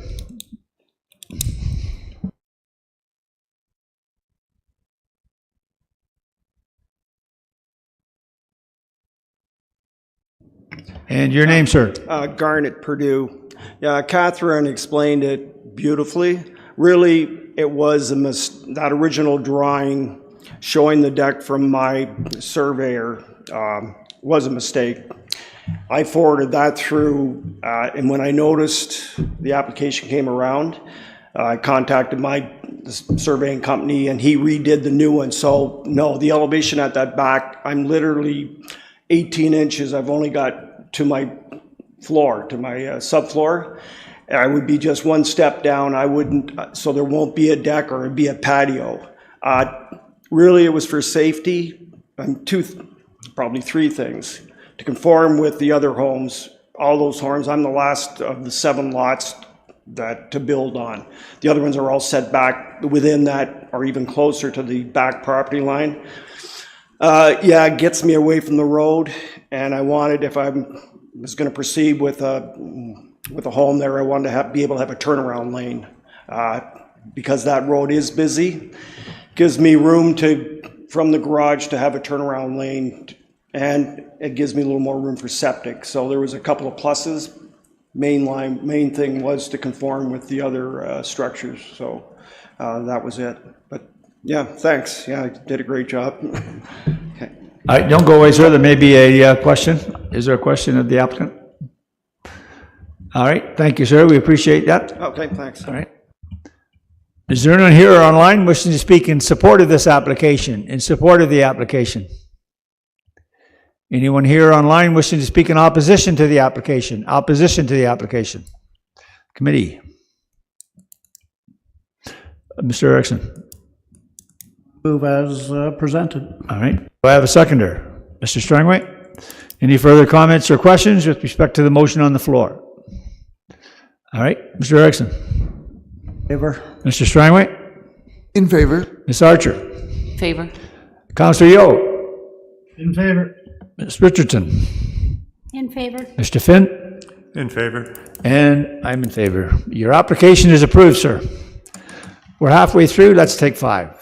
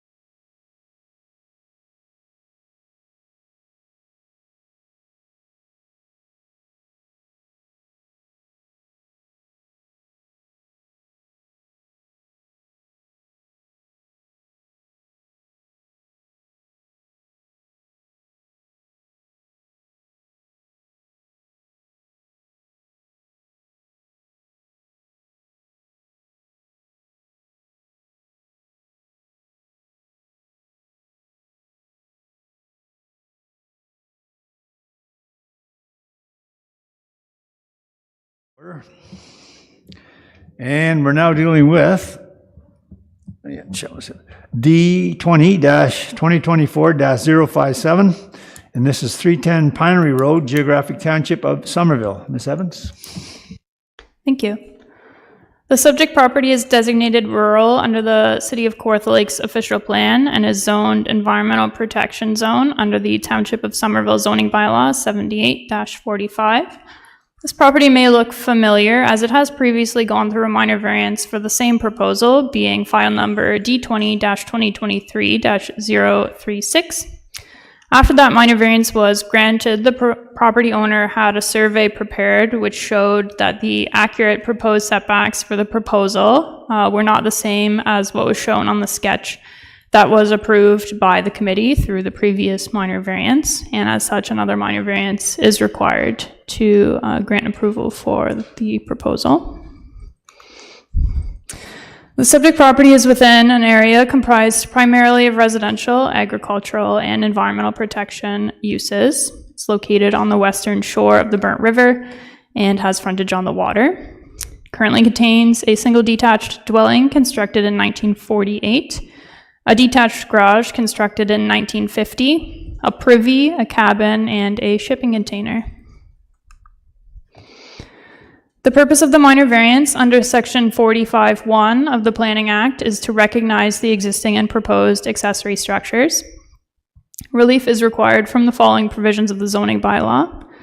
Section 18.1.2a of the zoning bylaw provides that an accessory structure shall only be erected in the interior side or rear yard. The existing shipping container is located in the front yard. Section 18.1.3 of the zoning bylaw permits a maximum of 3 accessory structures. The proposed detached garage constitutes the 4th accessory structure. Looking to the official plan, low-density residential uses along with accessory uses are anticipated within the rural designation. Looking to the zoning bylaw, relief is required for the shipping container being located in the front yard and for the number of accessory structures. Here on the left, we have a photo of the existing dwelling and the garage, and on the right, we have the shipping container. The existing shipping container setback from the front lot line is 6.89 meters. The setback of the new dwelling is to be 8 meters. As such, the container is going to be closer to the front lot line than the dwelling and is considered to be in the front yard. However, when viewing the property from the street, it's not anticipated that this will result in the dwelling appearing subordinate or that the character of the property will be altered. Additionally, existing vegetation between the container and the road provides visual screening and sufficient amenity space will be maintained. Now looking to the number of proposed accessory structures, both existing and proposed. In the top left corner, we have a picture of the property from the road, just for context, and then an elevation of the proposed garage, pictures of the shipping container, the cabin, and the privy. The existing cabin and privy are only visible from within the property as they are surrounded by extensive vegetation. Therefore, only 2 accessory structures are visible when viewing the property from the street, that being the shipping container and the proposed detached garage. As such, the dwelling remains visually predominant and the property does not appear cluttered or unbalanced. Additionally, the proposal complies with the maximum lot coverage for accessory structures. The purpose of this application under Section 45(2) of the Planning Act is to facilitate the demolition of the existing legal non-conforming dwelling and detached garage and the construction of a new larger dwelling and detached garage. Within the Environmental Protection Zone, no buildings or structures outside of those for flooding and erosion control docks are permitted. In accordance with Section 45(2)AI, the committee may approve the enlargement or extension of a building or structure if it was lawfully used for a purpose prohibited by the bylaw continuously before the day the bylaw was passed. The existing single detached dwelling and detached garage have existed and have been used for residential purposes since before the bylaw was passed on December 19th, 1978. Therefore, the applicant is proposing a building enlargement and extension of the existing legal non-conforming building and structures. Here we have the elevations of what the new dwelling and garage are to look like. The existing dwelling is approximately 111.5 square meters in size, and the proposed dwelling is to be approximately 178.6 square meters in size. The existing garage is approximately 22.8 square meters, and the proposed garage is approximately 55 square meters. The demolition and construction of the new dwelling and garage will address existing structural issues, improve overall safety, and will provide more living space as well as storage space. The new dwelling will maintain the existing water setback of 11.66 meters. The new attached deck and porch are to be in line with the new dwelling and that existing setback, but just due to the shape of the shoreline and how it kind of juts in that area, they will be slightly closer to the water with a setback of 9.91 meters. This setback from the water is not anticipated to result in any adverse impacts. As seen in these photos, the shoreline of the subject property steeply slopes towards the water, potentially mitigating the impact of a flood event. On the slide, we have the elevation of the proposed garage as well as a photo of the existing garage. The new garage is to be located in the same location as the existing, and it complies with the bylaws' general provisions for accessory structures in terms of location and height. No comments of concern were raised by any of the circulated agencies, and no comments were received from members of the public. Based on the contents of the report, staff respectfully recommends approval of the application, subject to the conditions that are identified within the report. Thank you.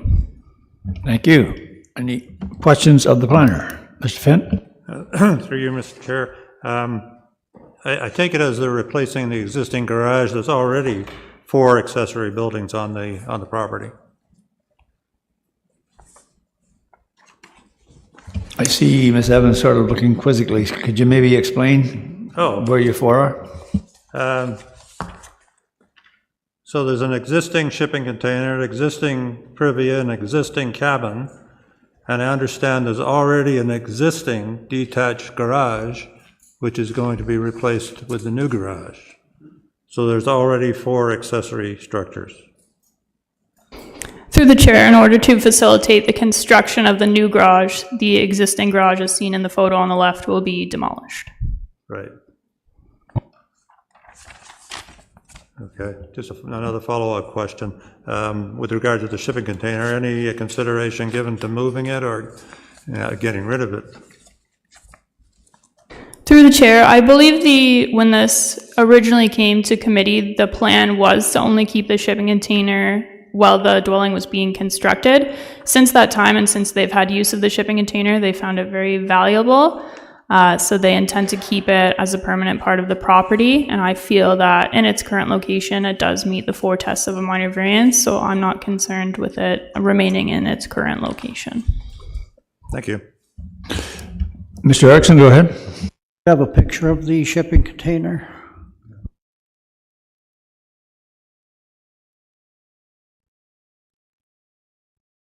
Through the chair, so on the right-hand side, you can see kind of a side profile view of the shipping container, and then I have the front here, the bottom left. Is that actually a power connection on the side of that shipping container? Through the chair, I'll defer that question to the owner applicant. If you could just show the previous picture.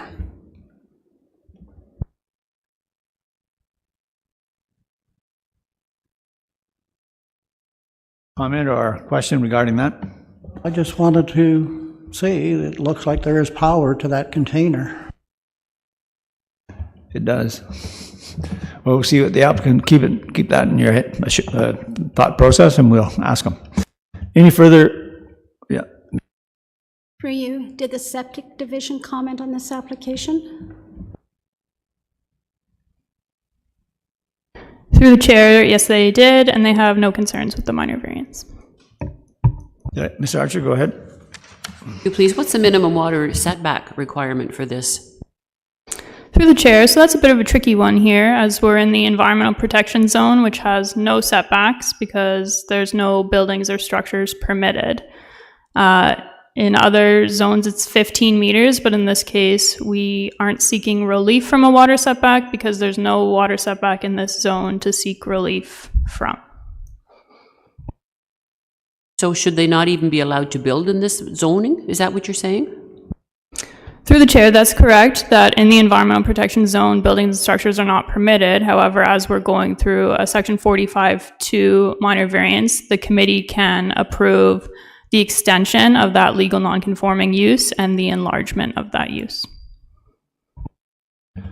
Further questions? All right, being none, is the applicant here? Yes, ma'am, do you wish to speak to it? And your name? Karen Miller. Thank you again for the application and all the work that the planning committee did. I was just going to give you a little bit of the background with the first minor variance. And what had happened is when I did the site plan, it was just me and my tape measure, and it was, as you saw, it was pretty steep. So I think I had 13.5, so I was pretty close. But after that was awarded, which was basically, I had originally proposed just adding an addition because I thought I had to keep the existing. And I was thankful to the first planner who and the committee that did see that it was my uncle's cottage, and that they did recommend that we were allowed to tear down and rebuild. So that's why we were keeping it at the exact same position, but with just an extra room to put a new primary bedroom. And then after that, so two issues with the first variance was that with the approval of tearing down and rebuilding, that's where we had to get a professional grading plan by the surveyors. And even though the building is the same and you extend it out, that last corner ended up being 9.9 meters instead of the 13 meters that I thought it was. But we didn't move it closer, it's just keeping the same line, but because it is on a bit of an angle, just to give you that was the background for that.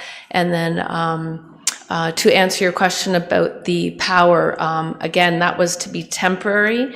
And during the process over the year, Hydro came through the Pinery Road and they were upgrading all the power poles. And so because we knew we were going to get power, I don't know if you could see, but where that door is on the left, that's where that's where the existing meter was. And because of the construction and the wires would go right across the driveway, we asked Hydro if we could put it near the shipping container close to the new power pole. So the advantage is the wires are away from the driveway, and then when being positive we get the building permit, we would have the new power cords buried to go to the new cottage. So, so there is power there now so that we could use it now. And since they were at the Pinery Road doing the new power poles, it saved us money at the time. Thank you. I think we can all relate to that unruly tape measure. Yes. All right, any further questions of the applicant? All right, oh, sorry, Mr. Steinway. Yeah, the question came up about the shipping container. Is your plan to keep that shipping container, or? We keep our kayaks in there, and with the building, it was helpful to have, because obviously the cottage isn't lockable, so we, or it's going to be worked on, we could lock the storage containers and felt comfortable keeping my husband's tools and the kayaks and things like that. And then, so I painted it white to look like the new cottage will match the existing to keep in keeping of my uncle's vision, which will be white board and batten. So that's why I painted it white, to try and make it look nice, because we do wish to keep it. Okay, thank you. Anything further of the applicant?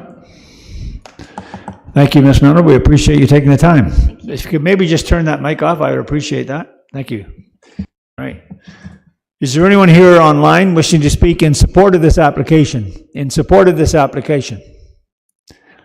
Anyone here online wishing to speak in opposition to this application? Opposition to the application? Being none, committee.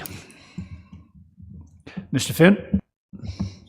In favor as suggested. All right. Do I have a seconder? Ms. Richardson? Any further comments or questions in relation to the motion on the floor? All right. Mr. Finn? In favor. Ms. Richardson? In favor. Mr. Erickson? In favor. Councillor Yo. In favor. Ms. Archer. In favor. Mr. Strangway. In favor. And I'm in favor. That motion passes. Your application is approved. All right. We are now dealing with D20-2024-058, and this is 86 Clearview Drive, Geographic Township of Emily. Go ahead, Mr. Shahid. Thank you, Mr. Chair. The subject property is situated in a residential neighborhood with waterfront onto the Pigeon River. The property currently contains a one-story dwelling with a rear deck, a detached garage, and a boathouse. The subject application is to remove the existing attached rear deck and replace with a new deck. The applicant has indicated that the existing deck is unsafe and in need of replacement, and relief is required from the interior side yard setback and the water setback. One thing to note here is that the existing deck is also non-compliant in both these setbacks. Sorry, let me just adjust the slides here.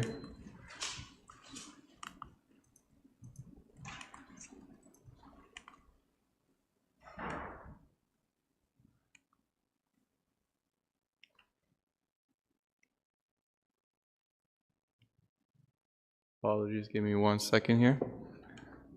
There we go. So the proposed deck is very similar in shape, will be at the same height above grade but a bit larger, as the stairs and landing now extend beyond the side wall of the dwelling. With respect to the side yard, there is vegetation between the subject lot and the neighboring, ensuring the views are largely unchanged. The height of the proposed deck is not changing, so no changes here with respect to privacy. Looking at the water setback, the existing deck is also deficient with the 30-meter requirement, with its setback right now being at 24.1 meters from the shoreline. In terms of agency comments, after the writing of the report, we received comments from the Supervisor Part 8 Sewage Systems and Supervisor of Plans Review and Inspections, both who stated they had no comments or concerns. The Kawartha Region Conservation Authority commented that they have no concerns and that the applicant will be required to obtain a permit. No comments received from any public members at this time.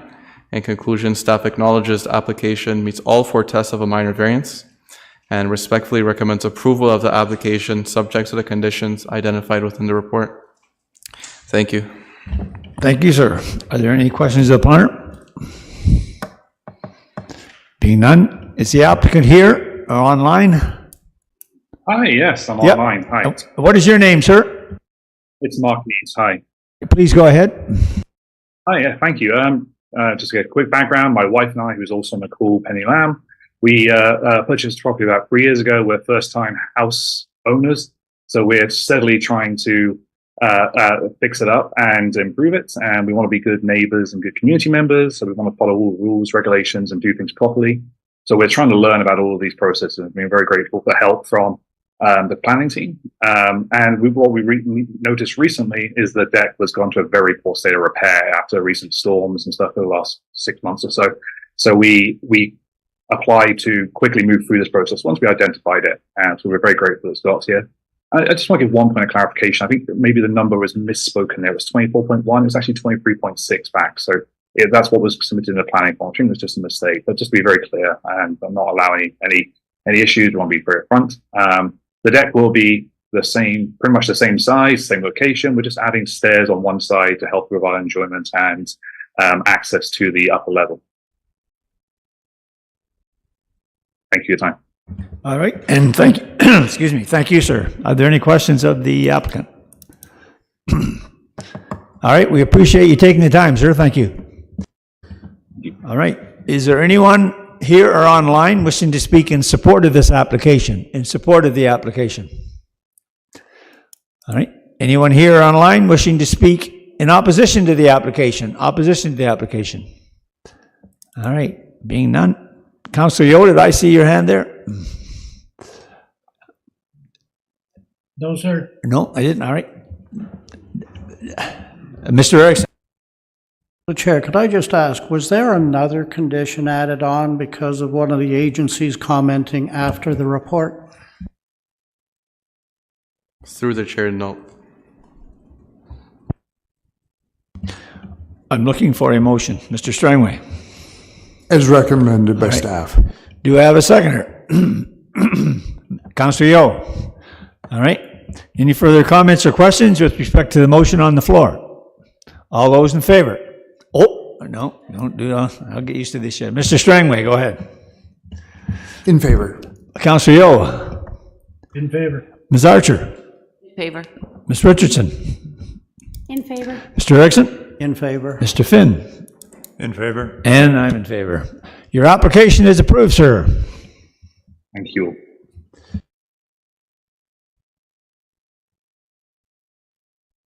Moving right along, we're now dealing with file number D20-2024-060, and this is 52 Laxton Township, 4th line, geographic township of Laxton. And again, Mr. Shahid, go ahead, sir. Sir, before we commence, I'm excusing myself. To Mr. Finn. Thank you, Mr. Chair.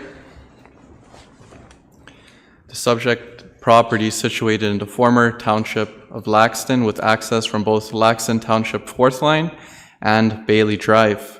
Both roads are year-round maintained public roads. Based on the Municipal Property Assessment Corporation, or MPAC, the area in which the property is located in is predominantly seasonal residential properties. The subject application seeks to facilitate the recognition of the existing cabin on the property. The cabin is one story with a floor area of around 70 square meters. The cabin is located in the rear yard of the property and does not contain any cooking or sanitary facilities. The cabin contains 2 bedrooms and a living room. Relief is required as the zoning bylaw permits a maximum 30 square meter cabin on eligible properties. The intent of the zoning bylaw is to ensure the cabin remains a subordinate use. The primary dwelling's gross floor area, meaning the area of all floors, is substantially greater than the existing cabin at 148 square meters due to its finished basement walkout. Also, due to the property's steeping topography, the cabin is minimally visible from the front yard and almost entirely blocked from the public view. To help visualize this, if you refer to the image on the slide, on the right, this has been taken from the right yard. Looking at this right image, you can see the first floor of the primary dwelling on the left, and the existing cabin is situated on the lower lands hidden behind the existing vegetation on the right. If we measure height from the lowest finished grade here, the existing dwelling is 7.6 meters in height in comparison to the 4.8 meter cabin. In terms of the neighborhood character, I found on MPAC there are other properties on Bailey Drive and Chester Lane with accessory structures much larger than their primary dwellings. In terms of agency comments, after the writing of the report, the supervisor of Part 8 sewage systems and the supervisor of plans review and inspection stated that they have no comments or concerns with the application. With respect to comments received from the public, we received comments from 7 public members. The comments came in from the property owners of the following properties: 71 Laxton Township 4th line, which is located northwest of the subject property.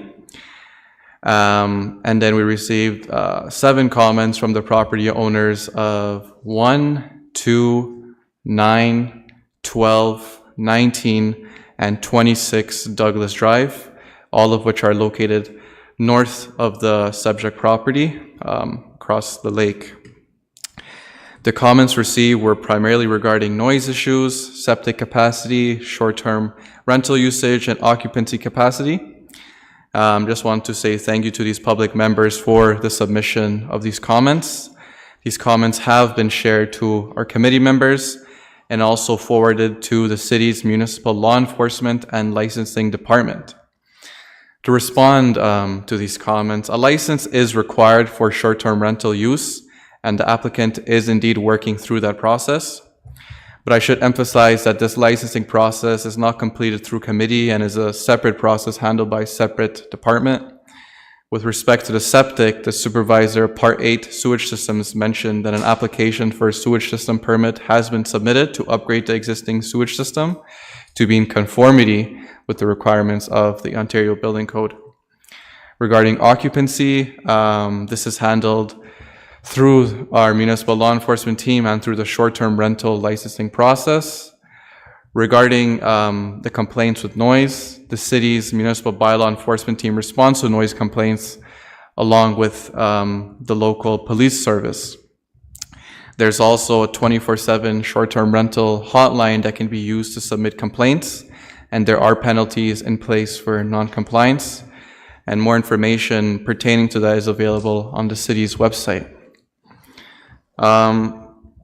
Ending off here, in conclusion, staff acknowledges the application meets all 4 tests of a minor variance and respectfully recommends approval of the application subject to the conditions identified within the report.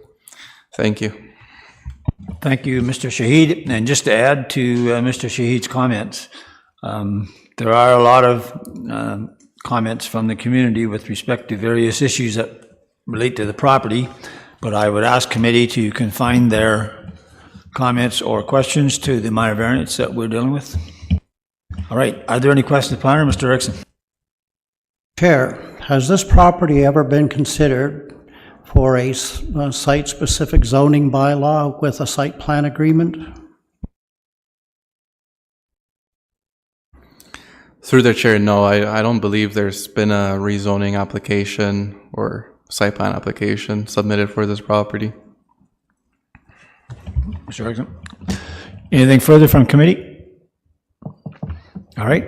Is the applicant here? Does the applicant wish to speak to this application, here or online? All right. Hi, I'm here. Do I hear something? Speaking. Is the applicant there? Yes, sorry, my camera's not working for some reason. Can't hear you, sir. Is there? Can you hear me now? You're still very low. Okay, sorry. I have no comment. That's better. Okay, your name, sir? It's Chevelle. All right, please go ahead. Regarding the comment about the noise complaint, I did receive one noise complaint from the city, and I have a monitoring system that I pay a monthly subscription fee, which it basically detects if the noise level is above a certain decibel. It will message my my tenants, my hosts, to maintain that a lower level. If it's the second time it happens, they will get a notification from me, and I will get a call, and I will resort to basically escorting them out of the property. All right, we're not an enforcement unit here, sir, so I would ask that your comments just relate to the application that you've applied for. Okay, I basically followed the septic permit. I've applied for that. I've applied for the building permit, and I've done the driveway permit. I've done the water sanitation requirement for the licensing requirement. So I've basically followed everything that City of Kawartha is asking me for. That's all I have to say. All right, and thank you for that, sir. Are there any questions of the applicant? All right, thank you for taking the time, sir. Yeah, no problem. All right, is there anyone here or online wishing to speak in support of this application? In support of the application? Anyone here or online wishing to speak in opposition to this application? Opposition to the application? Being none, committee. Mr. Strangway. As recommended by staff. Seconder, Mr. Erickson. Further comments or questions with respect to the motion on the floor? All right, Mr. Strangway. In favor. Mr. Erickson. In favor. Ms. Richardson. In favor? Councillor Yeo. In favor. Ms. Archer. In favor. And I'm in favor. All right, your application is approved, sir. And Mr. Finn, you can return.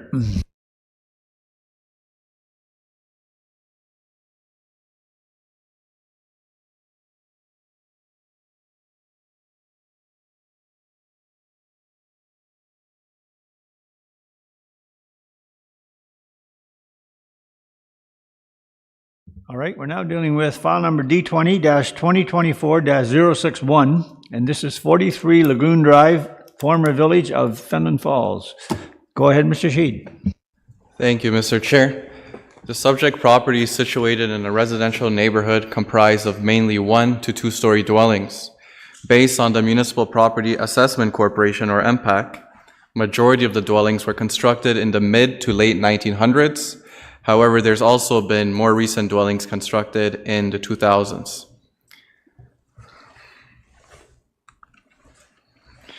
The property currently contains a 1-story dwelling built in the 1950s, rear deck, and multiple sheds. All of these structures will be removed and replaced by a new 1-story bungalow with a basement walkout and rear deck. Relief is required from the interior side yard setbacks. Under the Fenelon Falls zoning bylaw, the applicable minimum interior side yard setback here is 4 meters, regardless of the number of stories. The existing side yard setbacks are non-compliant at 2.38 meters on one side and 3.98 meters on the other. Due to the irregular lot configuration, accommodating a 4-meter setback on both sides here is very difficult. Then the required water setback and location of the septic add further complexity as well. The proposed side yard setbacks are adequate for providing passage from and to the front and rear yards for maintenance and access. Also, the existing hedge on both side lot lines reduces any concerns regarding privacy. Overall, it is appropriate for the property owners to seek to redevelop their current dwelling from the 50s, and the proposed dwelling aligns with built form and character of the neighborhood. In terms of agency comments received after the writing of the report, the Supervisor Part 8 Sewage Systems and the Supervisor Plans Review and Inspection stated that they have no comments or concerns with the application. The Kawartha Conservation said they have no concern pending the receipt of a satisfactory CARS assessment, and the applicant will be required to obtain a permit from them. The KRSA has already indicated to me that they are working with the applicant to go through that required study. With respect to public comments, we received comments from the southern neighboring property at 39 Lagoon Drive earlier today. The property owners believe the proposed southern interior side yard setback of 1.52 meters is too close to their property line, and also comment on the proposed location of the septic. Before I respond to these comments, thank you to the public member for the submission of these comments. Like I mentioned before, there is a dense hedge in between the two properties that help maintain privacy. Based on aerial imagery, the neighboring property contains an attached garage and dwelling. The garage of the neighboring dwelling is the closest point of their structure to the proposed dwelling, and the neighboring dwelling itself is slanted away.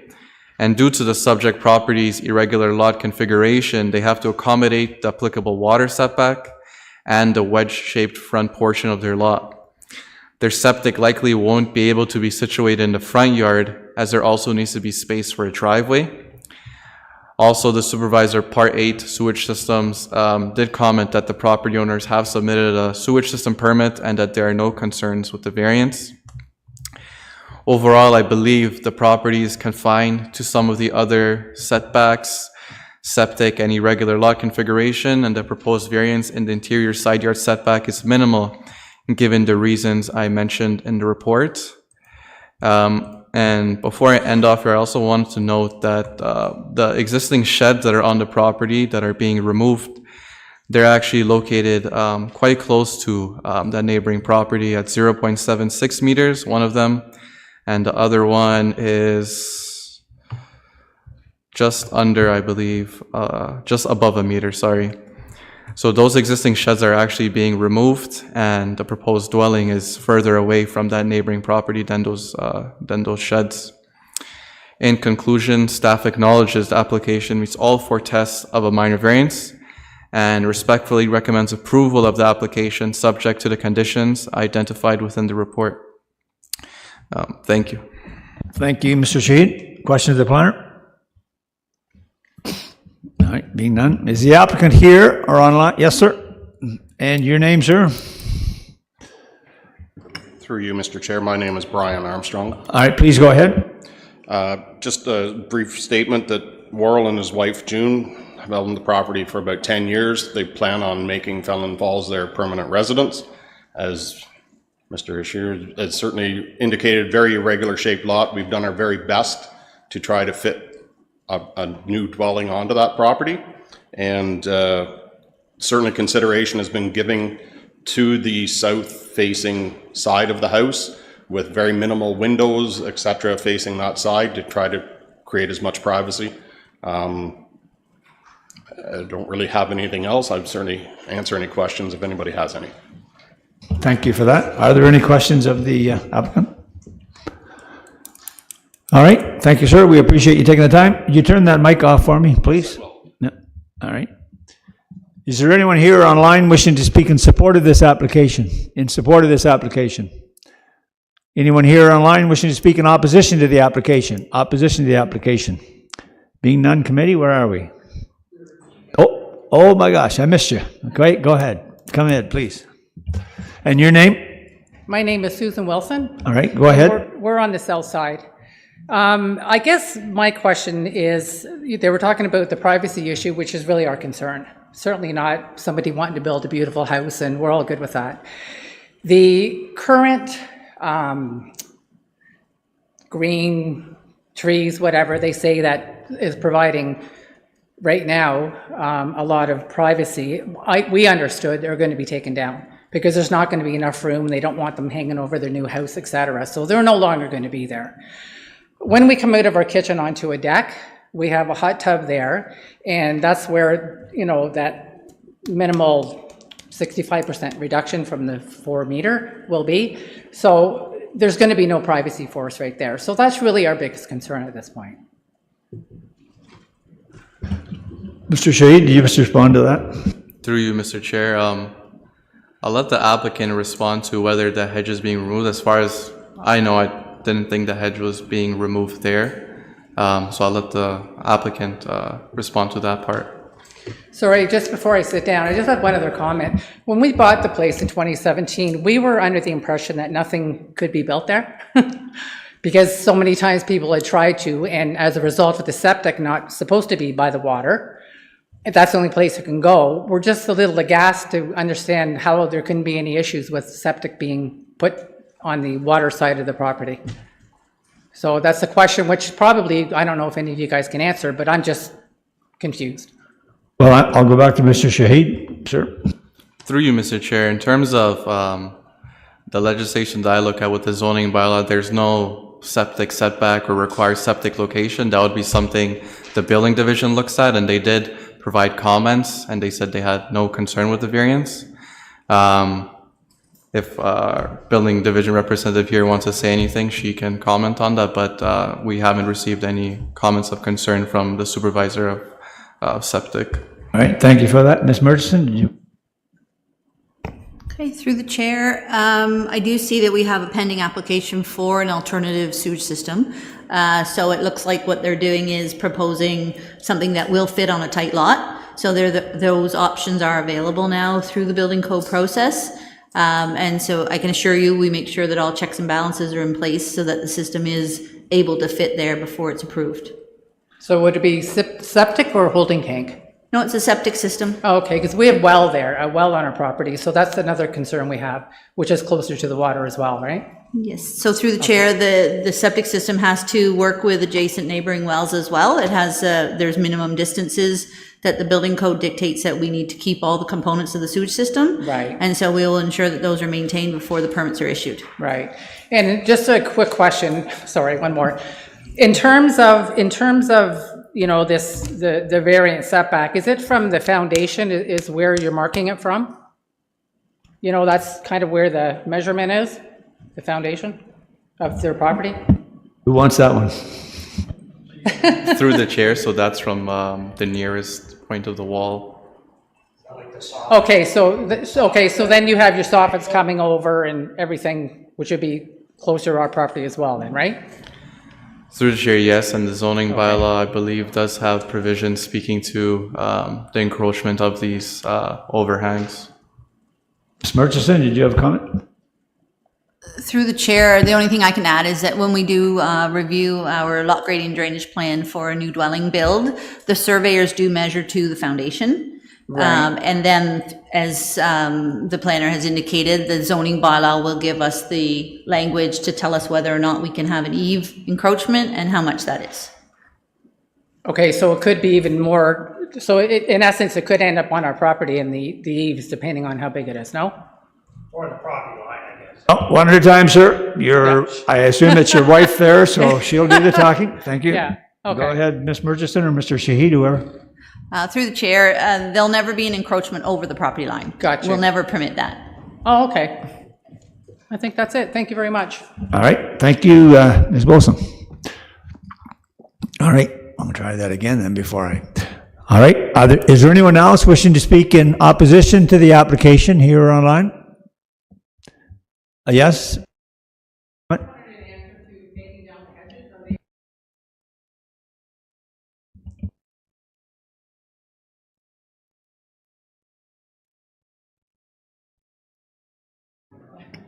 Through you, Mr. Chair, we have no intentions of taking down the hedge, and I've just talked to the homeowner, and he's never mentioned it. The hedge will stay.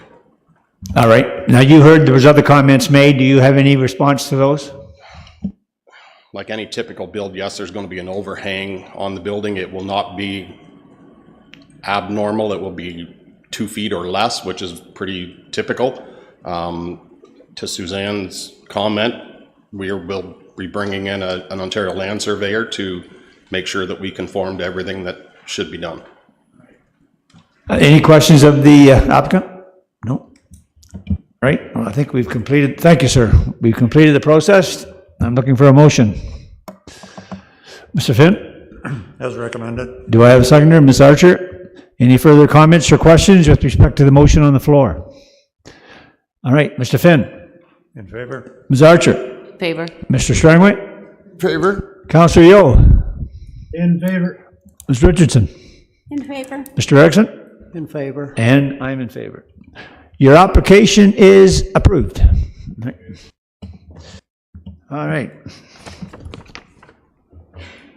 Dealing with last, certainly not least, we're now dealing with D20-2024-062. This is 151 Campbell Beach Road, Geographic Township of Carden. And Ms. Evans, please go ahead. Thank you. The subject property is designated waterfront under the City of Kawartha Lakes official plan. Low-density residential uses and buildings and structures accessory to residential uses are permitted within this designation. The property is zoned rural residential type 2 under the Township of Carden zoning bylaw 79-2. The proposal complies with all provisions of the zoning bylaw with the exception of the permitted location for an accessory structure and the minimum water setback. The property is within an established residential neighborhood located on the eastern shore of Dalrymple Lake. It is irregular in shape and is a waterfront lot. The property previously contained a single detached dwelling constructed in 1938. The dwelling has been demolished and the property is vacant at this time. The proposal is to construct a new single detached dwelling with an attached garage, a detached garage, and a pool. The proposed detached garage and the swimming pool are the subjects of the minor variance. The detached garage will provide covered parking as well as additional storage. The pool will enhance the outdoor recreation opportunities on the property. Relief is required from the following sections of the zoning bylaw. Section 14.1B of the zoning bylaw provides that an accessory structure shall only be erected in the side or rear yard. The proposed detached garage is to be located in the front yard. Section 4.2G of the zoning bylaw requires a minimum water setback of 20 meters. The proposed setback for the pool is 18.5 meters. Here we have an elevation of the proposed detached garage. The garage complies with the maximum accessory structure height and exceeds the minimum front yard setback and will not result in impacts to traffic, road maintenance, or sight lines. Here we have the sketch again showing the location of the proposed garage, a photo of the property taken from the road on the bottom left there. And on the right is a photo of the approximate location of the proposed garage. The garage is to be located towards the north lot line, while the proposed dwelling is more centered on the property. As such, the dwelling will remain visually predominant, and sufficient amenity space will be maintained. There are several other properties along Campbell Beach Road that have garages in the front yard, including the garages in these photos. So the proposal is in keeping with the existing built form. Under the majority of the city's other rural zoning bylaws, a private garage is permitted in the front yard when a property has frontage on a navigable waterway or has a shore lot line. Additionally, while the new rural zoning bylaw is not currently in effect at this time, for comparative purposes, it does contain a provision which would allow for garages in the front yard on properties with shore lot lines. These photos show the lot as well as the shoreline for context. Section 4.2G of the zoning bylaw requires a minimum water setback of 20 meters. And again, the setback of the proposed pool is to be 18.5 meters. The existing shoreline conditions are not anticipated to change because of the location of the pool. And the pool is not anticipated to negatively impact vegetation or infiltration. After the writing of the report, the supervisor of Part 8 sewage systems provided that the Building and Septic Division has no issue with the proposed minor variance as it relates to private on-site sewage disposal. No other comments of concern were raised by any of the circulated agencies, and no comments were received from members of the public. Based on the contents of the report, staff acknowledges the application meets all 4 tests of a minor variance and respectfully recommends approval of the application subject to the conditions identified within the report. Thank you. Thank you, Ms. Evans. Question to the planner? Ms. Richardson? Are you, presumably the house will be constructed prior to the accessory structures? Through the chair, I do believe that a building permit has already been issued for the house because it didn't need a minor variance, so I will assume that is the plan. Further questions? Mr. Finn? Yes, through the chair. Just with regards to the applicant's sketch, where the 18.5 meters has been drawn with regard to the pool, it seems to me that if you measure in another direction to the shoreline, it would be much shorter.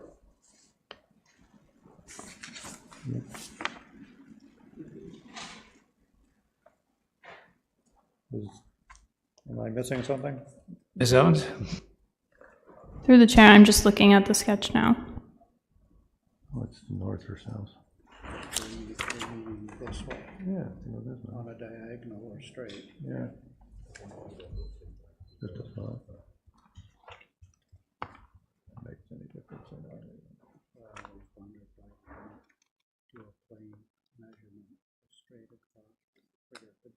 Yeah.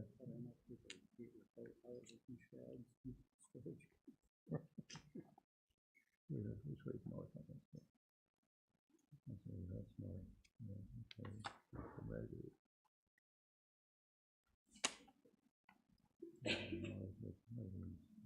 South direction.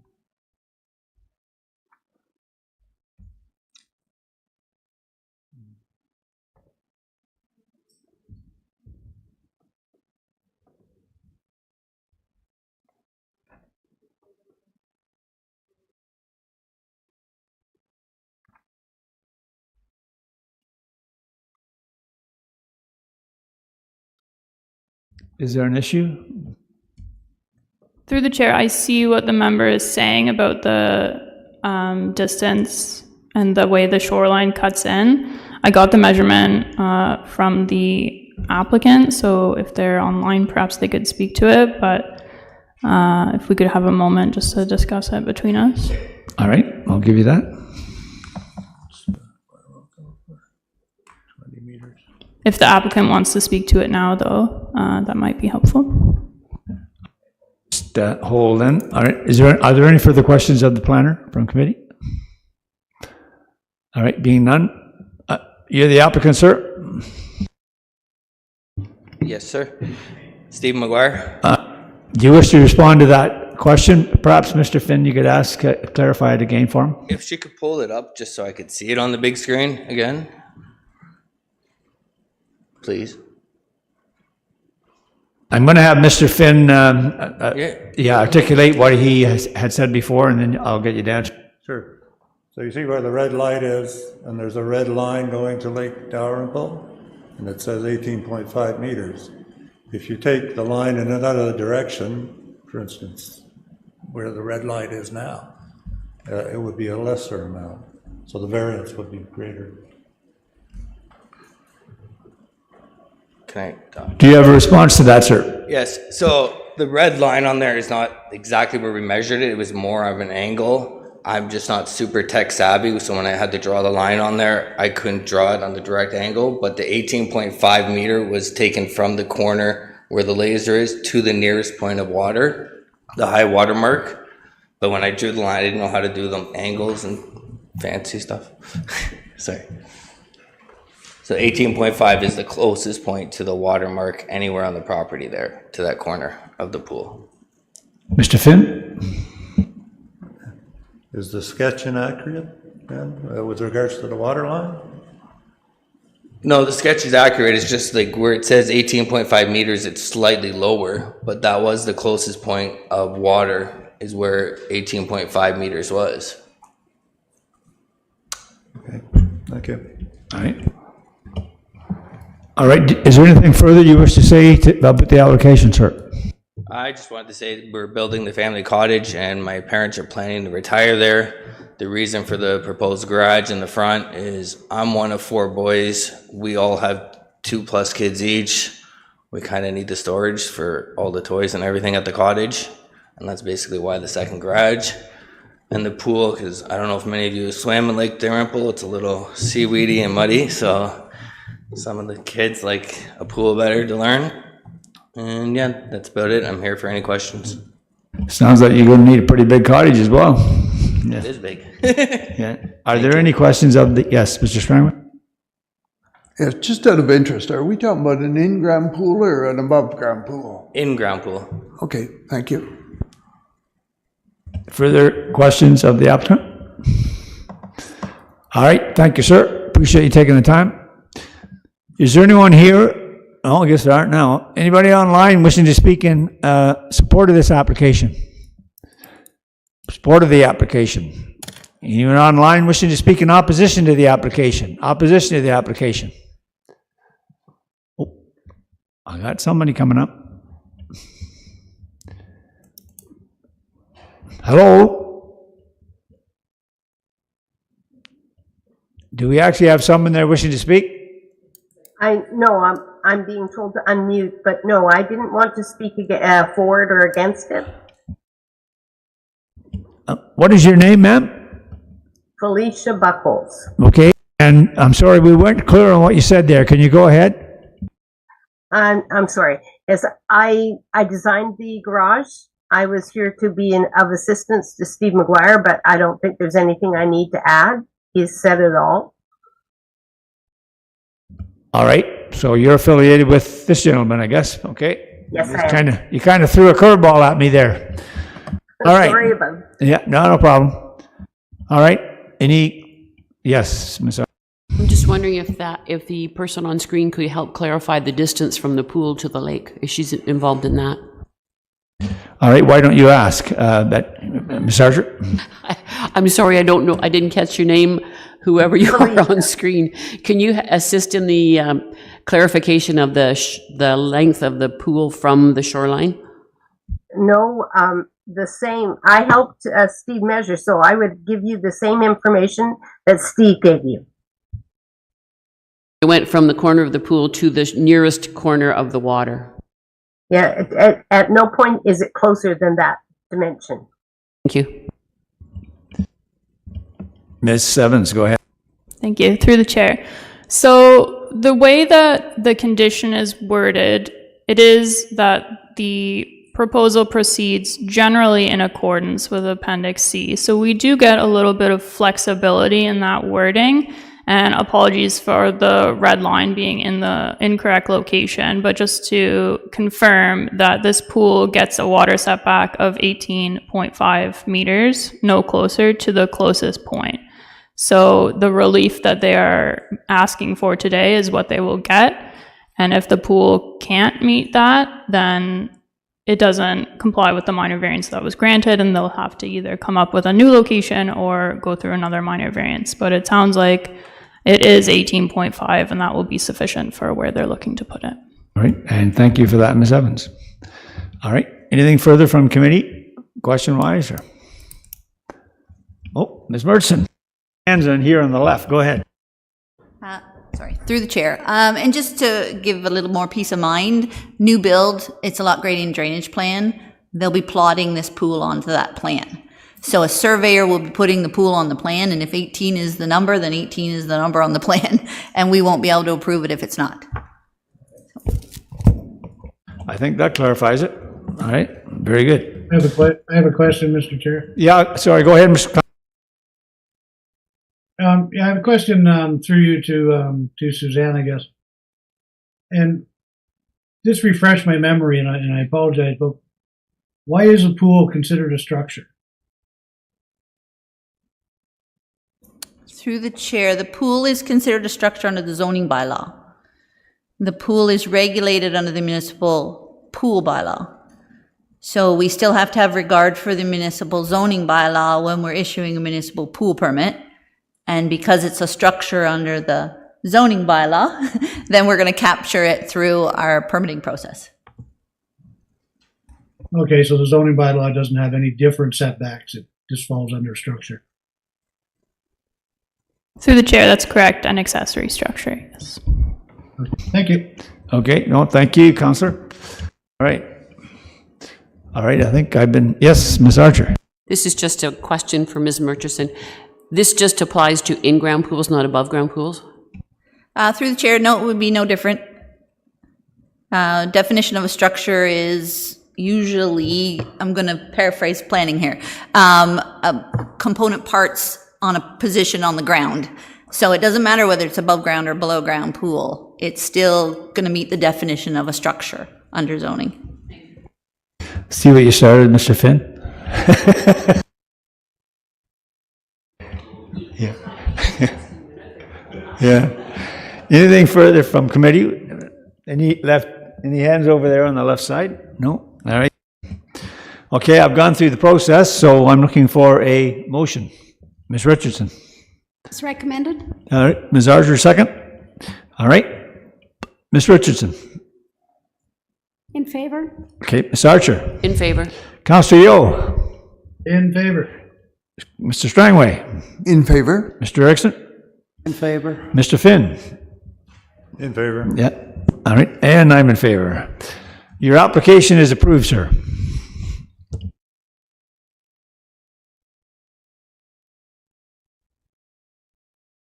Okay, what are we looking at here? There's no consents. Anything from staff under other business? Nothing. Things are quiet on the western front or eastern. Where are we here? All right. How about committee? All right. Mr. Erickson. On that last applicant, what do people with pools in these areas do when they're draining the pool? Yeah, is it going to the road sewer system? Is it going into their septic system, or is it going into the water body? I'm not sure anyone here can answer that. Ms. Burton? I can take a stab at it. So definitely never in your septic, because you'll kill your septic and it'll overload your septic. It's not intended to take that type of water. There is no municipal sewers for storm sewers out there, so it's not going there. It's going to go over land, and which is what occurs in most or even urban areas. It goes over land and it sometimes makes its way to storm sewers, but yeah, there is in the rural area, definitely it's just going over land.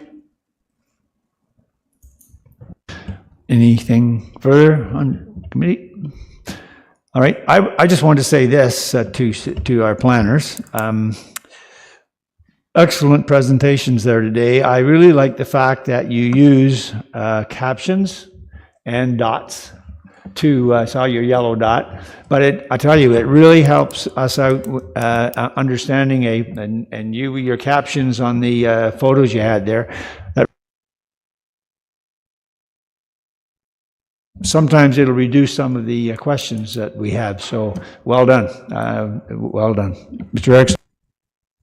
And also, thank you to the planners for quelling two potential argumentative applications. Yes, indeed. It turned out to be a fairly peaceful day, so, all right. All right, the next meeting is the 22nd of August. Can you believe it? My goodness, the end of August. Wow. 1 p.m. in the council chambers. Motion to adjourn. Okay, Councillor Yeo, Mr. Finn, all those, yeah, we can go with that. All those in favor? And that carries. Thank you.